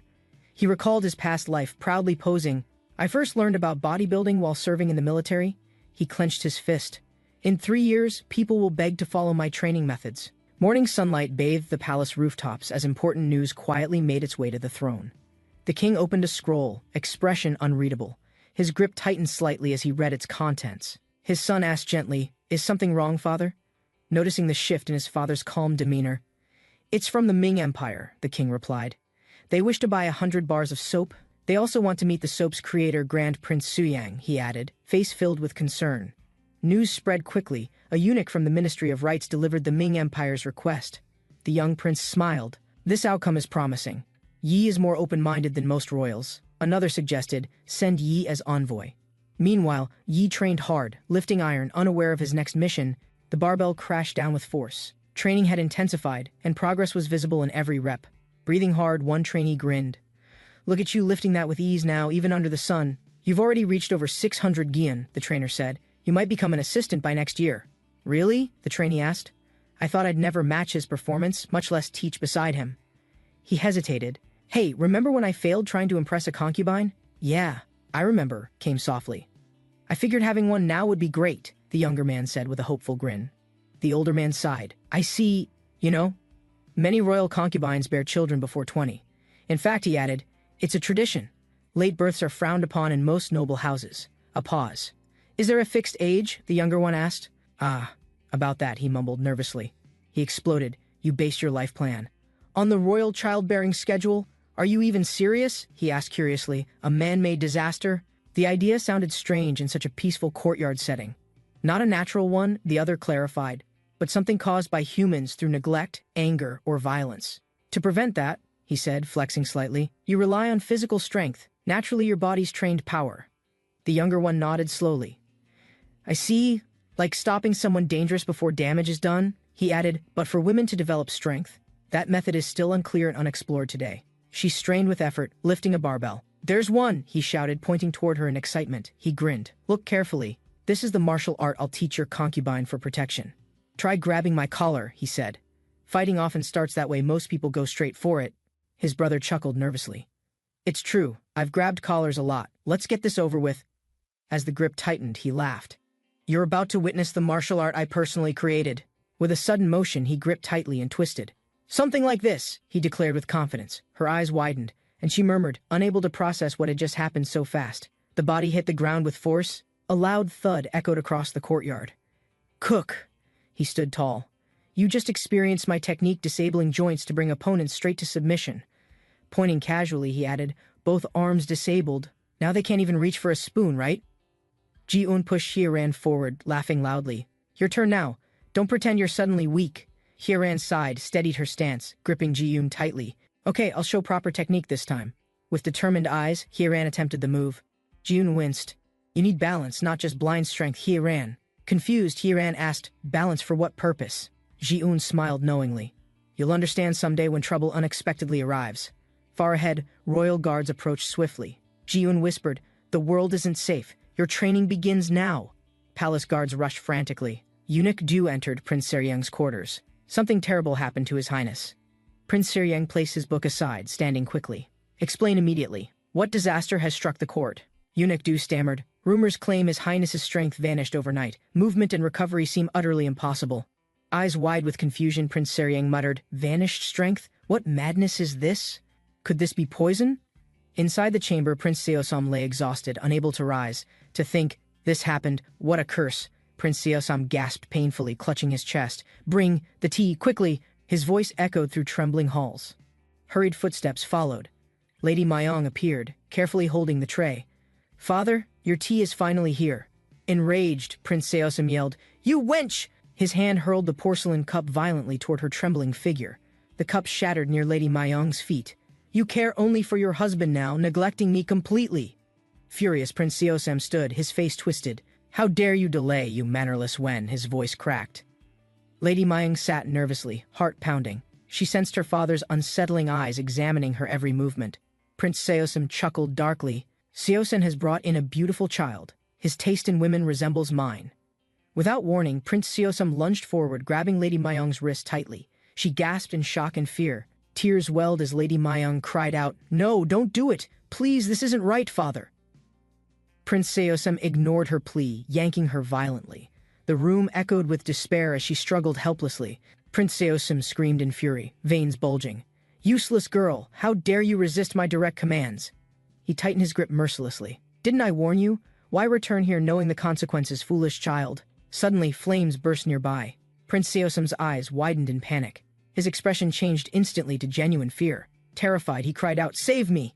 His trembling legs stumbled backward toward the dangerously growing flames. The brazier tipped over, embers spilling. Fire spread quickly across the delicate wooden floor without hesitation. The king sat silently, observing prisoners kneeling below. Tension filled the air as everyone awaited judgment. Finally, the king spoke. Chief Inquisitor, report. What findings has the Royal Investigation Bureau uncovered? Bowing respectfully, the Chief Inquisitor answered, Your Majesty, Grand Prince Yangyang suffered severe injuries during this incident. The king's eyes narrowed. How could concubine Yun overpower a prince trained extensively in martial arts? Master Wu stepped forward. Your Majesty, concubine Yun learned deadly techniques. Their methods target weaknesses without hesitation. Lady Mayong knelt silently, her thoughts heavy. Even though I survived, my dignity remains forever shattered. With trembling lips, she pleaded, Please punish me, not others. This disgrace is entirely my responsibility, Majesty. The king sighed, recalling forgotten promises. He once called me his favorite nephew. Now, I'm a stranger. A minister stepped forward. Your Majesty, Grand Prince Suyong fought bravely. Shall I explain the entire incident? Beneath the moonlit sky, silence lingered. The minister finally confessed. First, he wasn't targeting lives, only aiming for escape. The king's voice thundered through the chamber. Who is truly at fault for this disgraceful incident? Chief Inquisitor hesitated, then admitted. Your Majesty, based on facts, Grand Prince Yangyang likely provoked this outcome. Minister of Justice added.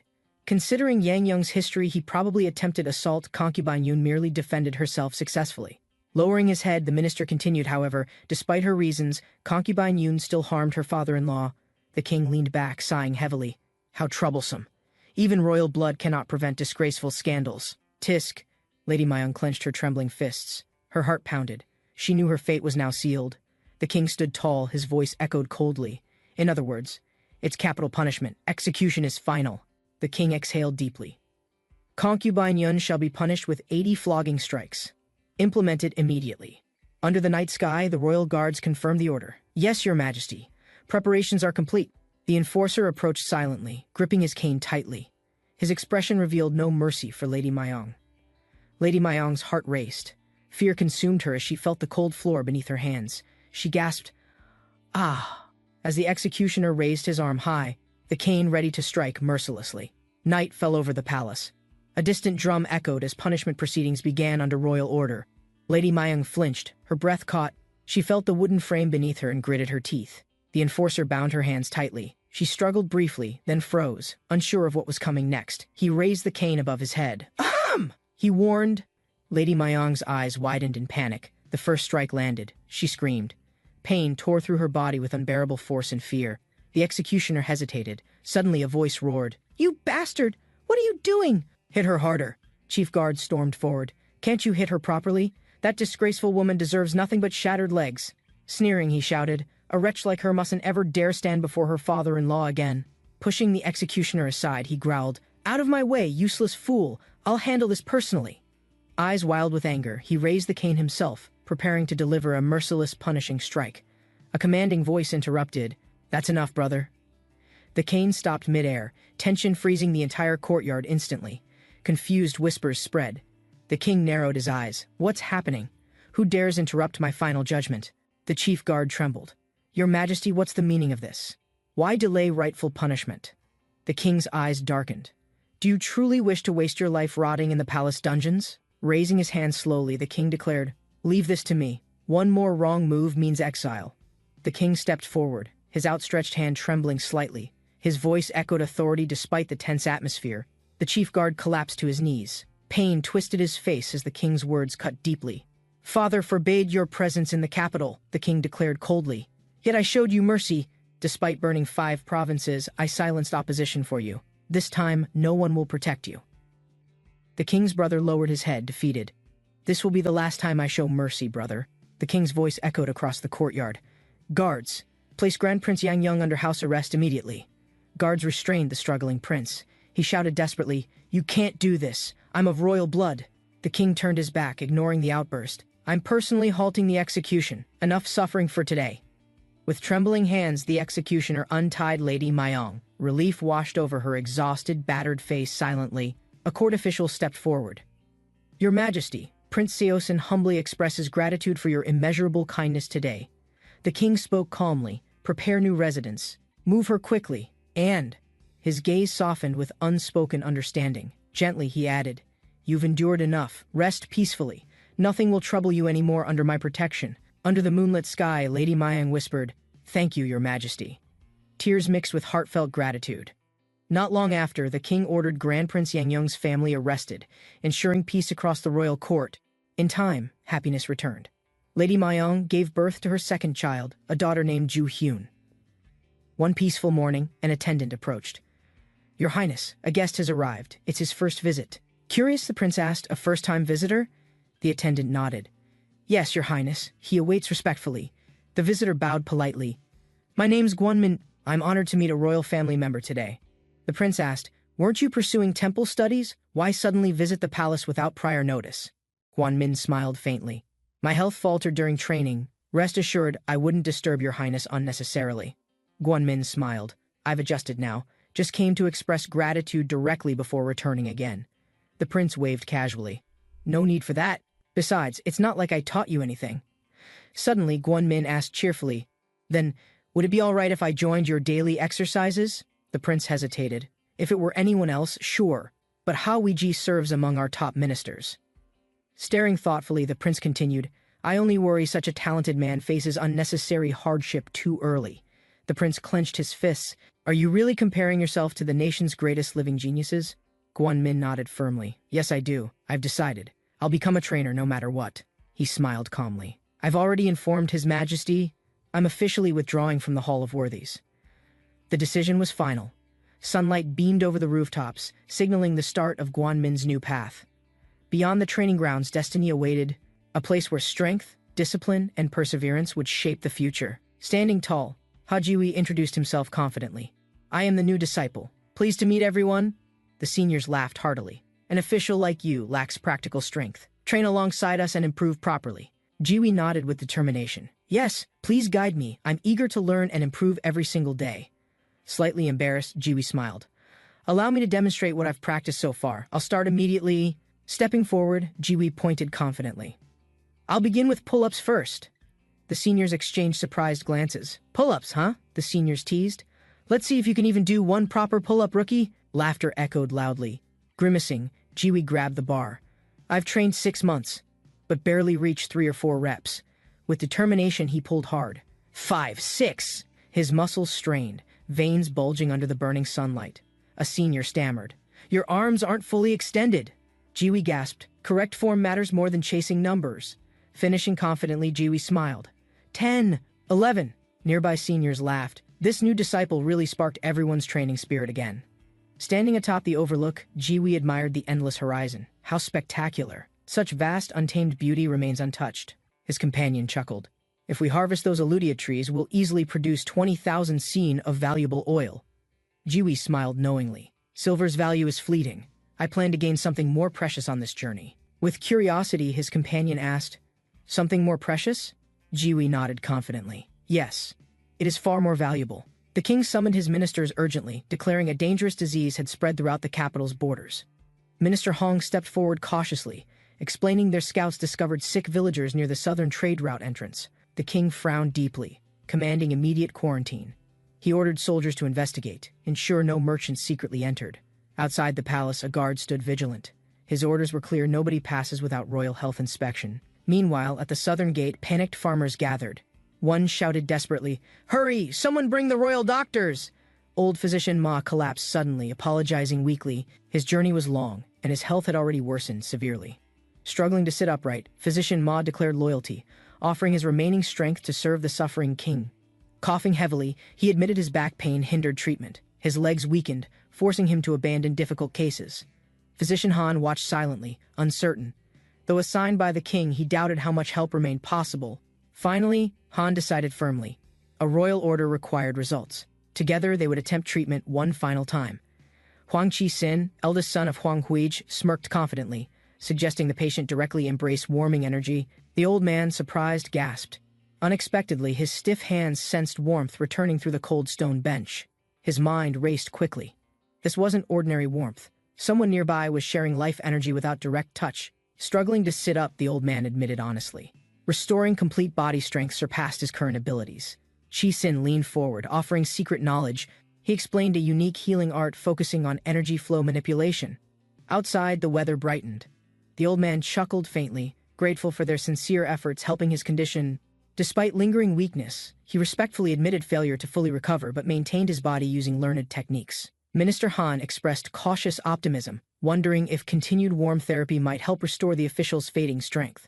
Suddenly, Huang Qi-sin snapped his fingers, realizing something important about balancing warmth without causing harmful excess.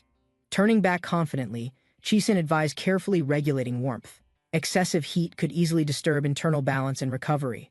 Attendant Nam stood silently, wondering how warmth reached his chest despite standing under cold stone walls. He glanced down, startled. His own hand felt an unfamiliar warmth, as if touched by invisible energy.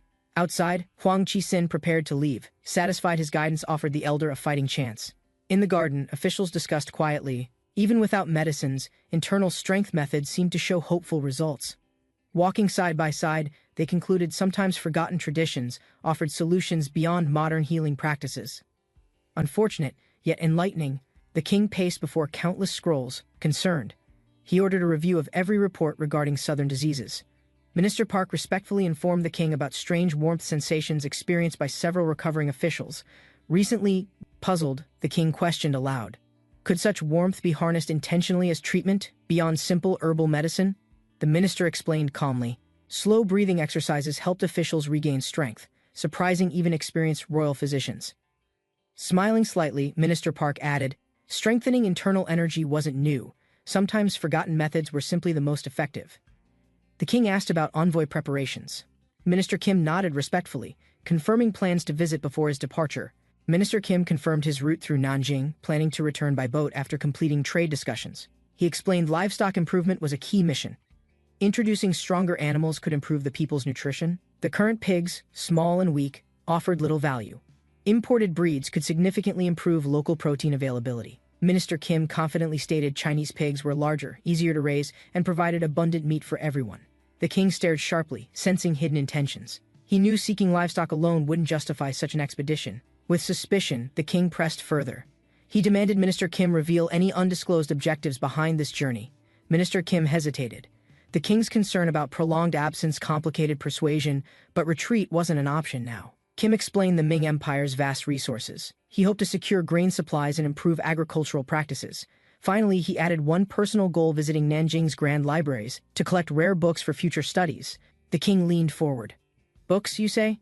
Surely there's more behind your interest in ancient writings, Minister. Minister Kim admitted honestly. I wish to meet scholars in Ming. Their knowledge may strengthen our nation's future. The king pondered deeply. He knew the Ming harbored brilliant minds, but such encounters could change political balance. He warned Minister Kim to stay vigilant. Ming politics were dangerous, yet the journey might yield great wisdom. Finally, with a solemn expression, the king ordered, return safely. Bring knowledge but never compromise Joseon's dignity. Waves splashed against the pier. The ship prepared to depart, sails fluttering beneath the bright morning sun. Minister Kim turned back briefly. With a steady voice he promised, I'll return safely, my wife.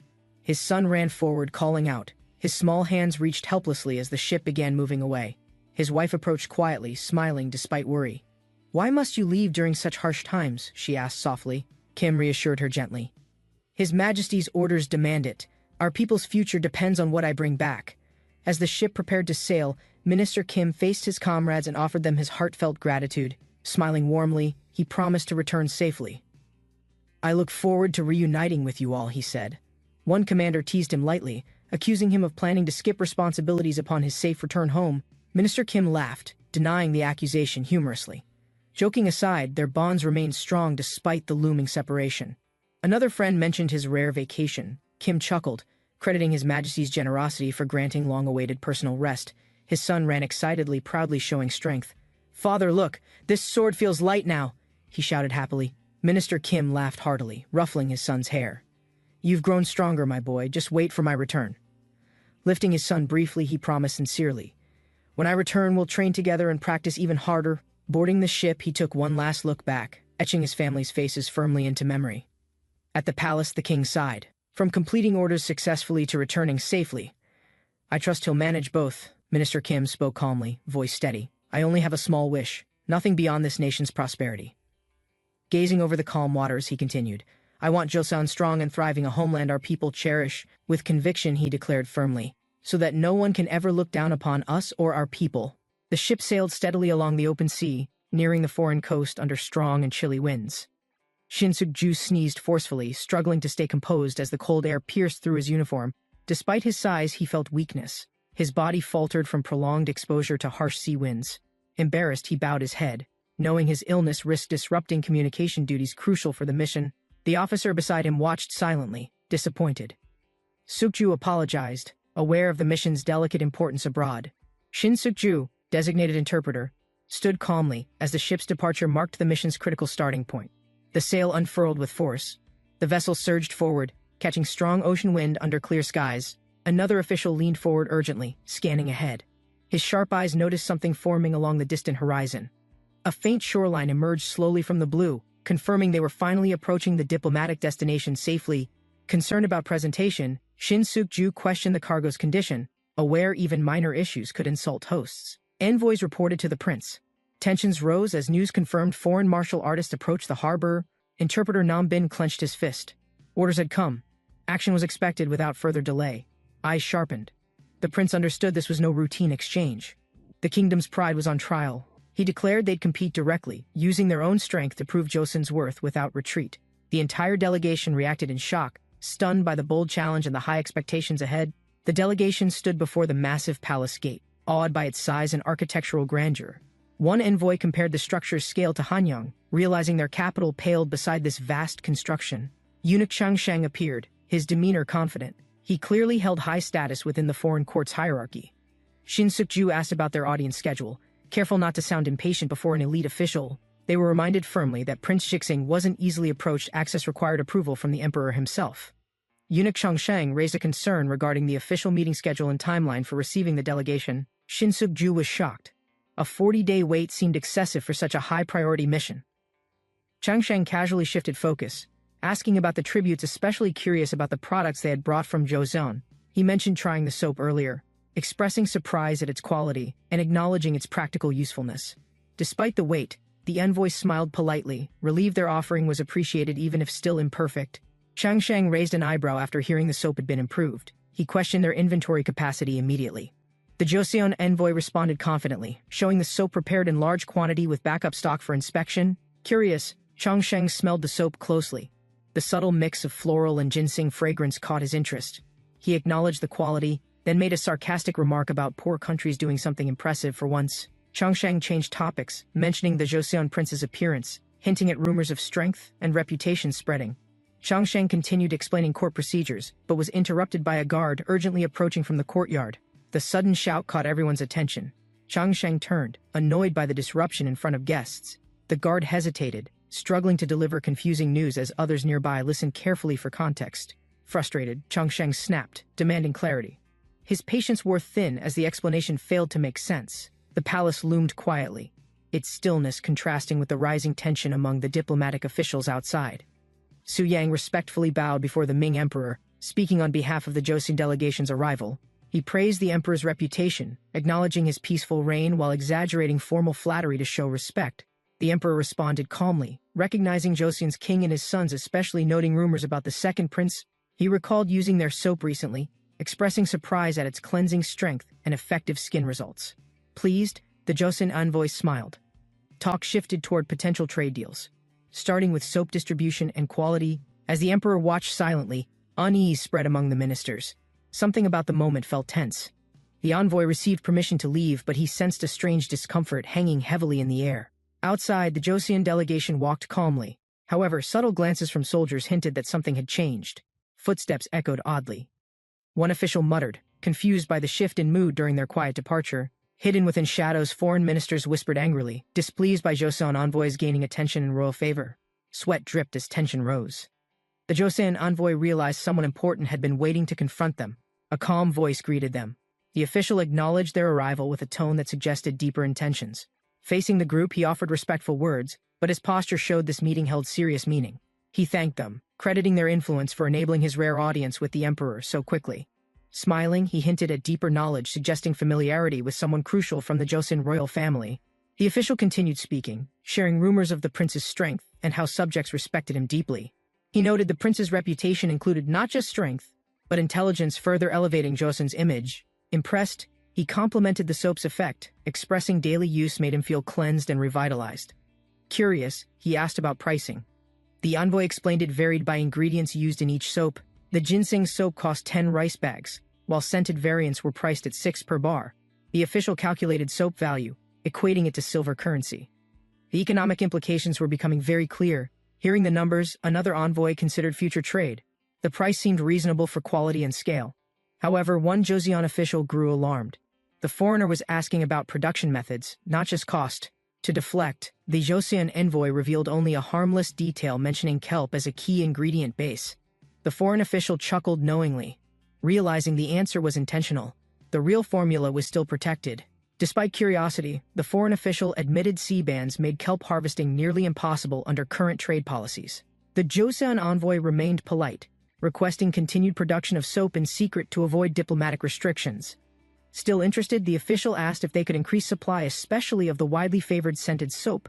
With confidence, the envoy responded by asking how much was needed to fulfill the foreign demand. The reply came quickly, 10,000 gyun, a staggering amount signaling the seriousness of their growing trade interest. Murmurs spread through the court as the foreign official hinted there was more to his identity. He revealed the envoy's true status. Su Yang, second son of the Joseon king, now confirmed. Calmly, he introduced himself as Wang Zhen, powerful eunuch, and head of the Ministry of Rites. Wang Zhen stood firm, reminding them of his authority as the chief eunuch of the rites. He asked if there was anything else they desired. Now that the trade deal was successful, Su Yang politely requested permission to travel and observe markets across the empire before returning home. Wang Zhen hinted at deeper intentions. He was willing to pay well if Su Yang wanted money. The Joseon officials were stunned. Wang Zhen casually offered 70,000 silver as if it meant nothing. Su Yang thought carefully, believing that grain seeds and livestock were ultimately more valuable than silver alone. He thanked Wang Zhen sincerely, assuring that Joseon would send more soap in future shipments. Wang Zhen agreed thoughtfully, finding the barter idea reasonable and showing rare approval through his expression. He promised the Joseon envoys their journey in the Ming Empire would be smooth and respectful. One envoy commented quietly. Now understanding why the Ming court had been so drawn to the soap, Su Yang was shocked by the Ming court's outrageous idea of using cucumbers for skincare purposes. He questioned the logic behind it. Unsure if this practice was meant as medicine or mockery, the Joseon officials sat silently, confused by Ming's obsession with strange, non-scientific skincare methods and beliefs.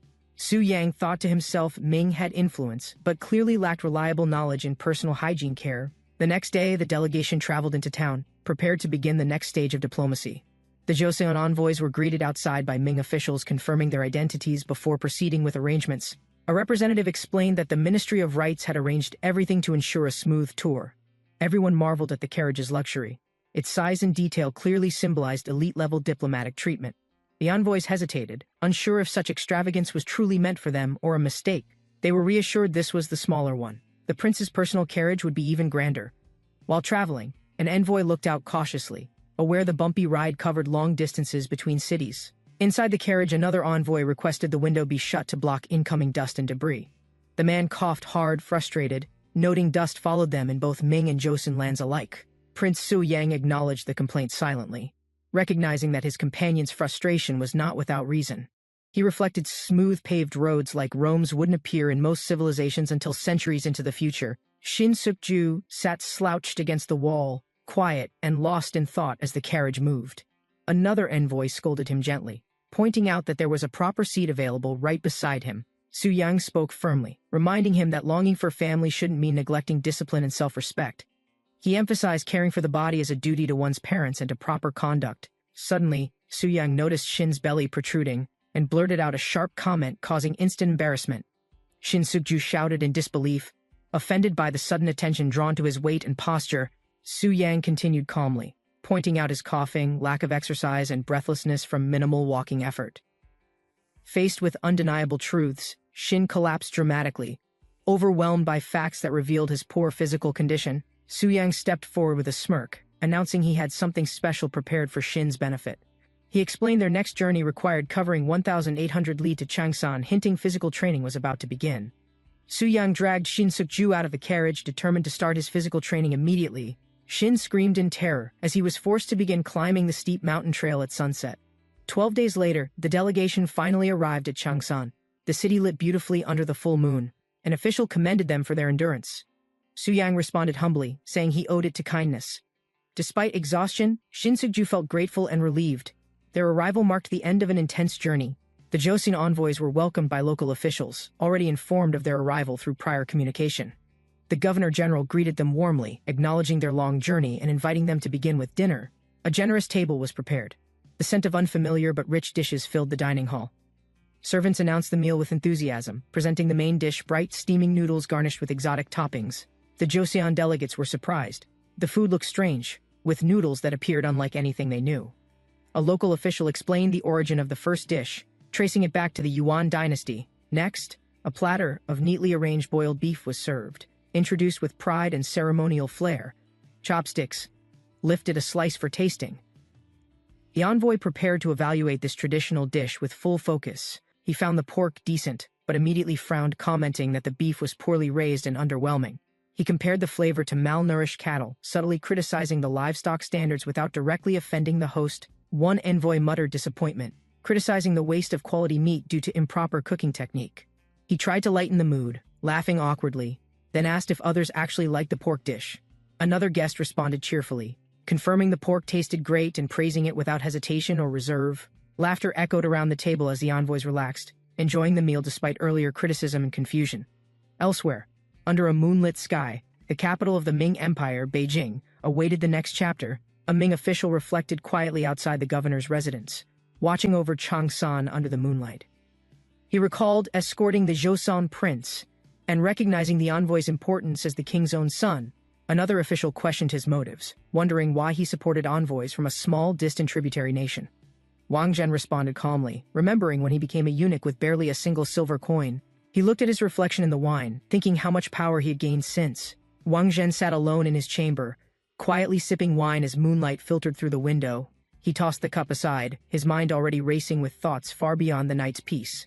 Looking ahead with sharp focus, he whispered that he was eager to see what comes next. He wondered aloud what 50,000 yang truly meant to Joseon's second prince, clearly planning something deeper.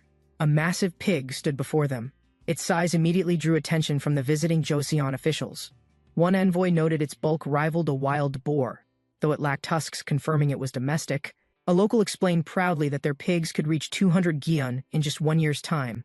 To evaluate the quality, Su Yang requested a portion be cut for proper inspection and tasting. Impressed by its size, he remarked it could feed an entire nation even if only one was sent. Su Yang suggested they compare other pigs first, before deciding which one to bring as tribute. He warned that sending a pig without care could cause diplomatic trouble and political embarrassment for Joseon. Their journey continued. The Joseon delegation arrived at Luoyang, another major city within the Ming Empire. They observed that Luoyang's population and activity matched Beijing's, revealing the vast scale of the Ming domain. One envoy noted how unusual it felt to see so many people acting freely outside the capital. While exploring the streets, one envoy overheard merchants loudly promoting something related to strength and vitality. They listened closer.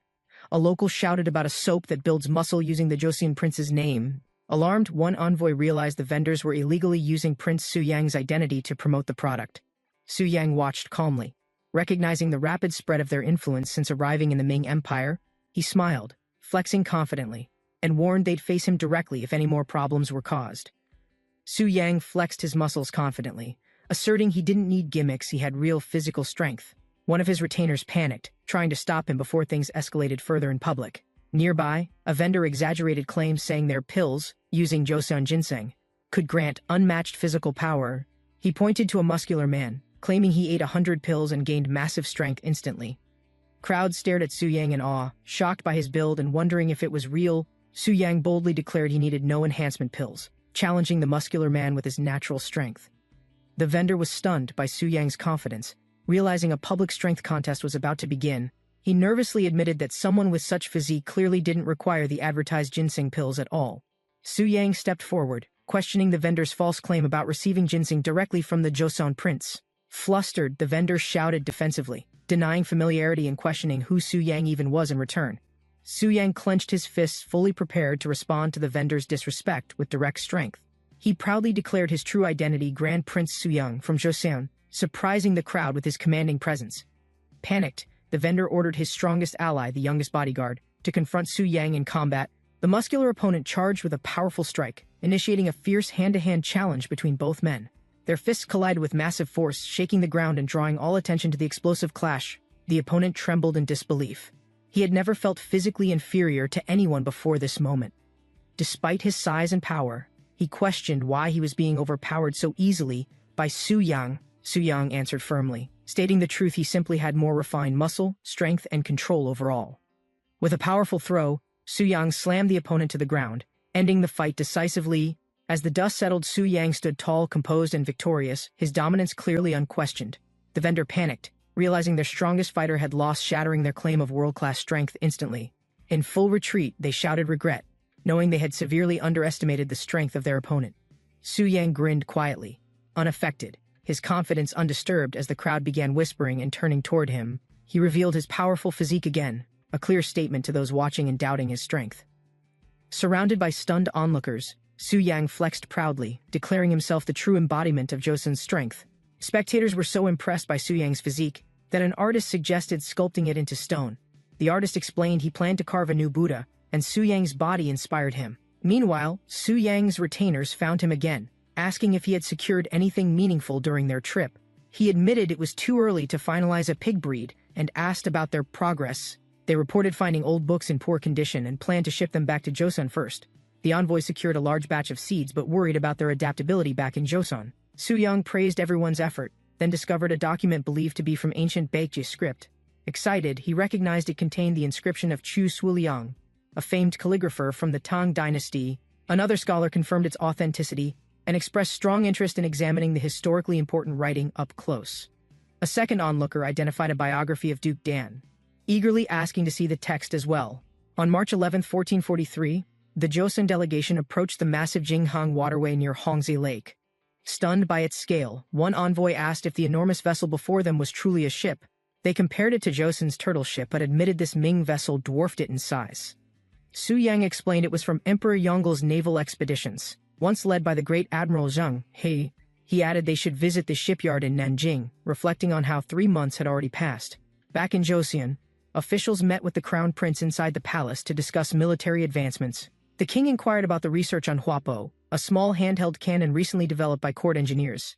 He expressed doubt, unsure if such a small weapon could be useful beyond frightening the enemy. The crown prince clarified that its compact design allowed it to be mobile and fired while moving. He concluded that if every soldier had a wapo, they could attack freely during combat maneuvers. The official explained a report about a soldier surviving an ambush due to wearing only light leather. Because the arrow was weak and the man had no armor, the wound wasn't immediately fatal. Had the arrow been stronger, it would have pierced clean through his body and killed him instantly. A young engineer stepped forward, saying he had been testing new designs using counterweight sticks for breakthroughs. He began demonstrating a prototype with a spinning motion, eager to prove his improved firing concept. The young engineer aimed his new device steadily, preparing to test its precision and counterweight mechanics publicly. Jang carefully sipped his drink, savoring the silence that accompanied his long-awaited break from duty. A cool breeze passed by as he exhaled deeply, settling into the peaceful rural tavern seat. Despite the calm, Jang's thoughts drifted to the palace and the emperor's stern, expectant gaze. He leaned forward, asking aloud what would please his majesty: training, loyalty, or unwavering personal strength. Suddenly, the wooden training dummy laughed mockingly, breaking his thought. "Your jokes are going too far." Jang enjoyed his drink, amused by the wooden dummy.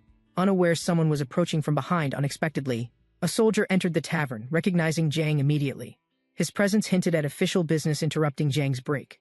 Jang, dropping formalities, made a simple request for food, choosing to stay grounded despite his known status. The tavern host quickly prepared the fish. Smoke rose as the herring grilled over open fire. Jang took a bite, but his face twisted. The fish tasted spoiled, and something felt wrong.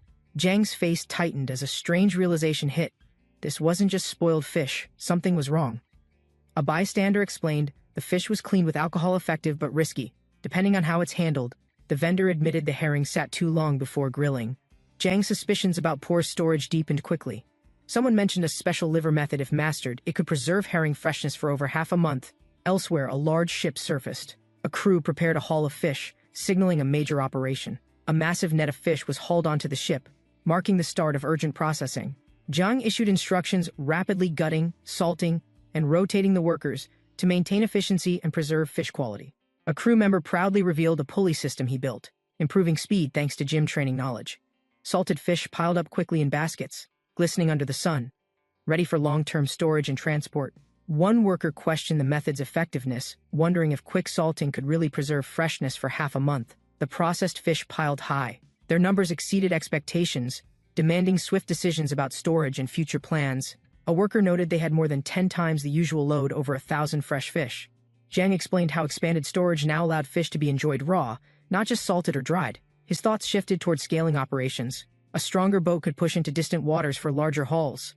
Looking toward the horizon, Jang decided firmly he must report everything to His Highness immediately, without delay. A royal decree was announced loudly. Its urgency echoed through the village, gathering everyone's attention immediately. The order named Ma Il-yong, a disciple of Grand Prince Suyang, as its key executor. He declared a new initiative, building a hall for discipline, training, and preparation of the physical body. The goal was clear: recruit 20 sons from defeated noble families to begin strict re-education under his guidance. These chosen youths would be trained to rebuild honor, control their actions, and strengthen their physical discipline. A month later, training continued at the estate. Discipline halls stood quiet under the clear blue sky. Ma Il-yong reflected on old days with His Highness, wondering if his current efforts truly worked. Despite his encouragement, the disciples only responded when Prince Seogin taught, ignoring Ma's own lessons completely. Standing shirtless and frustrated, Ma noticed the disciples showed no interest when he spoke or demonstrated directly. He sighed, recalling a warning. Those who fail the annual exam will be exiled to Hamgyal province. One disciple overheard the exile news and froze, realizing the exam was more serious than expected. Suddenly, a massive figure appeared. It was His Highness, returning with unmatched muscles and fierce presence. The disciple stuttered, stunned to see the prince in person. His presence brought immediate pressure and tension. With intense energy, His Highness declared warm-ups. The disciples screamed in dread, knowing what was about to happen. Another instructor watched silently, sweat forming, fully aware that serious training was now beginning without compromise. Prince Seogin questioned the disciples' performance, waiting for an answer to the ongoing problem he had posed. He pointed toward stacked weights, suggesting physical strength training is the best method for those lacking discipline. Outside, students groaned under the sun, straining with effort. Their struggle proved the training was extremely difficult. One disciple gasped for air as Seogin scolded him, still unable to solve the core challenge given. Observing quietly, another trainer frowned. The results were lacking, and it was clear a new approach was needed. The trainer stood firm, arms crossed, watching the disciples struggle closely with a serious, judging expression. Desperate, the disciple shouted he understood the lesson, straining hard to lift the weight once more. The trainer smirked. The disciple's answers matched perfectly, so more weight would be added to test him further. A heavy plate slammed down. The disciple groaned loudly, muscles shaking under the growing physical and mental pressure. His partner yelled with urgency. Losing in a strength contest now would ruin their team's entire momentum. The disciple gritted his teeth, vowing not to be the only one enduring this harsh training. Fueled by pain, he promised to pass the burden down. Others would face weightlifting trials too. That mindset spread, weightlifting as the answer became a growing principle across all corners of Joseon. Far away in Ming Empire's capital, Nanjing, new voices reflected on the state of the provinces. Two men observed the city's pace, surprised by how advanced local reforms were, especially in calendar systems. Fresh vegetables filled the market. One man observed that non-rice farming seemed far more profitable recently. He explained that rice remained central in Joseon, as food security was always the highest survival priority. Historically, Joseon faced constant threats, raiders, and invasions, forcing the nation to emphasize stable, state-managed food production systems. Still, the scene of a muscular farmer in vegetable fields proved it was time to evolve forward. Arriving in Jiangnan, travelers suggested enjoying local produce, hinting at growing interest in regional agricultural products. Hungry guests shouted for food. The loud clatter of dishes signaled urgency and impatience in the room. Startled servers stumbled over each other, rushing to deliver the ordered meals before tensions rose even higher. Everyone froze for a moment. The hosts and guests exchanged a sharp, uncertain glance before the first bite. The server announced a live fried carp dish still twitching. Guests were warned to avoid touching the moving head. Next came a roasted piglet, deboned and stir-fried, offering a feast prepared for unrestricted hearty consumption. An elaborate seafood dish was served, richly sauced and carefully garnished, an unmistakable signature of Ming cuisine. The guests were amazed by the presentation, unsure how to react to such unfamiliar culinary extravagance. They tasted the food cautiously. It was bold, flavorful, and filled with spices never used in Joseon. As the plates emptied, calm returned. With satisfaction, everyone prepared to hear what would come next. The host stood confidently and smiled. "Now that you're full, there's someone important I'd like introduced." After finishing their meal, the nobles leaned back in satisfaction, unaware of the events soon unfolding. Prince Youngjik, with determined eyes, prepared to introduce a man who could change Joseon's future forever. Far away, the Nanjing shipyard buzzed with activity. Crates, timber, and sailors moved with tireless, synchronized purpose. Among them stood a rugged stranger, recently arrived from sea, known for his strength and rough reputation. His presence stirred tension. Veterans sensed he carried a mission larger than trade, something bound to disrupt order. The dockworkers whispered after learning the muscular man was an official envoy from the royal Joseon court. Realizing the mistake, the younger sailor panicked. He had nearly shown disrespect to an important foreign dignitary. The envoy recalled hearing of the man's reputation. He had engineered great ships for past royal expeditions. Fang Jishu, former naval shipbuilder, explained his final warship was meant to escort a mighty flagship.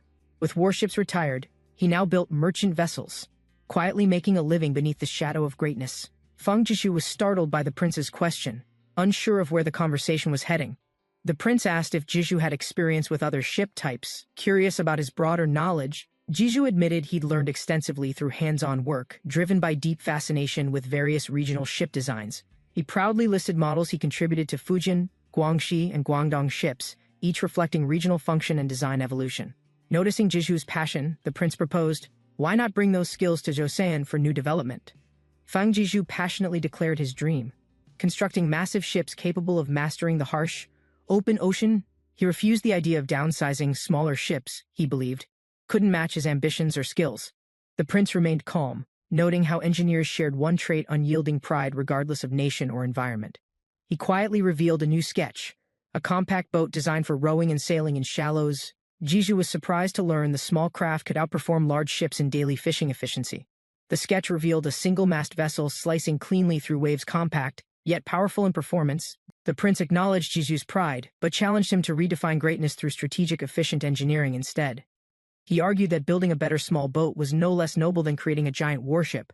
Before parting, the prince invited him to visit Joseon's port within 10 days to begin collaboration. Meanwhile, in a quiet riverside area outside Nanjing, the prince's team prepared for what came next. In the fields, workers examined lettuce, closely checking root length and selecting only those absorbing enough water. The prince explained the importance of long roots, ensuring vegetables thrive even when buried deep in soil. He emphasized selecting only strong seeds, believing better harvests began with careful observation and strict standards. Nearby, a farmer was asked about a pig's growth, how long it took to reach full size. He proudly said it took over a year to raise one weighing more than 240 gin. The farmer admitted raising such pigs was hard work, but he took pride in the results. The prince challenged him confidently, stating even this prized black pig wouldn't be enough to impress Joseon. He promised delivery of a whole pig, properly raised and measured, by tomorrow without any delay. As sunset painted the sky, the prince reflected the real challenge was finally beginning with unknown variables. Though profits from soap trade could repay the borrowed silver, he remained cautious of uncertain allies' motives. As the sun set, the prince pondered quietly whether his confidence would truly be enough tomorrow. From above, he noticed preparations in motion workshops were active, and livestock had already been weighed and tagged. He smiled faintly, realizing that despite delays, Joseon's team had begun preparing with remarkable quiet discipline. Advisors and workers gathered below, assuring him they had followed every royal instruction down to the letter. Materials were lined up along the shore, ready for shipment at dawn. Tonight was for final checks. As the group sailed toward Joseon, one envoy expressed concern about how Hanyang might react. Another worried how their tribute would be received, unsure if it met court expectations or standards. The prince reassured them, confident the royal court would welcome innovation, and the hall would fill quickly. Back in the capital, a palace messenger rushed in, urgently calling out to the king. He shouted breathlessly news had arrived, and it was so important, it disrupted morning court routine entirely. The king, sweating from exercise, was interrupted mid-workout and demanded the news be truly important. He warned the messenger that a trivial report would lead to harsh punishment without further explanation. The messenger quickly announced that the diplomatic envoys had successfully returned from the foreign port mission. The king was pleased until learning pigs had escaped, causing confusion and noise all over the capital. Annoyed, the king dismissed it, assuming the animals were just imported livestock from the trade route. A court official nervously reported that one of the escaped pigs weighed 45 kilograms in total. The king, shocked by the number, stared blankly. He hadn't expected livestock this heavy from the delegation. Outside, chaos erupted. Pigs sprinted through straw paths as guards shouted and struggled to contain them. A guard was thrown down. Confused, he shouted, "Was this even a pig? Or some hybrid creature?" The prince demanded action, furious. If they were soldiers, why couldn't they even catch runaway pigs? The pig charged furiously. Mistaking a royal guard's red robes for a threat, it aimed with precision. The guard panicked, clinging tightly, but the pig thrashed violently, refusing to be held back. Despite resistance, the enraged animal shook free and sprinted ahead, leaving the soldier tumbling backward in dust. Determined to act, the envoy grabbed a piglet mid-run and wrestled it into his arms swiftly. Panting and covered in dirt, he sighed if Joseon saw this chaos. What remained of his pride?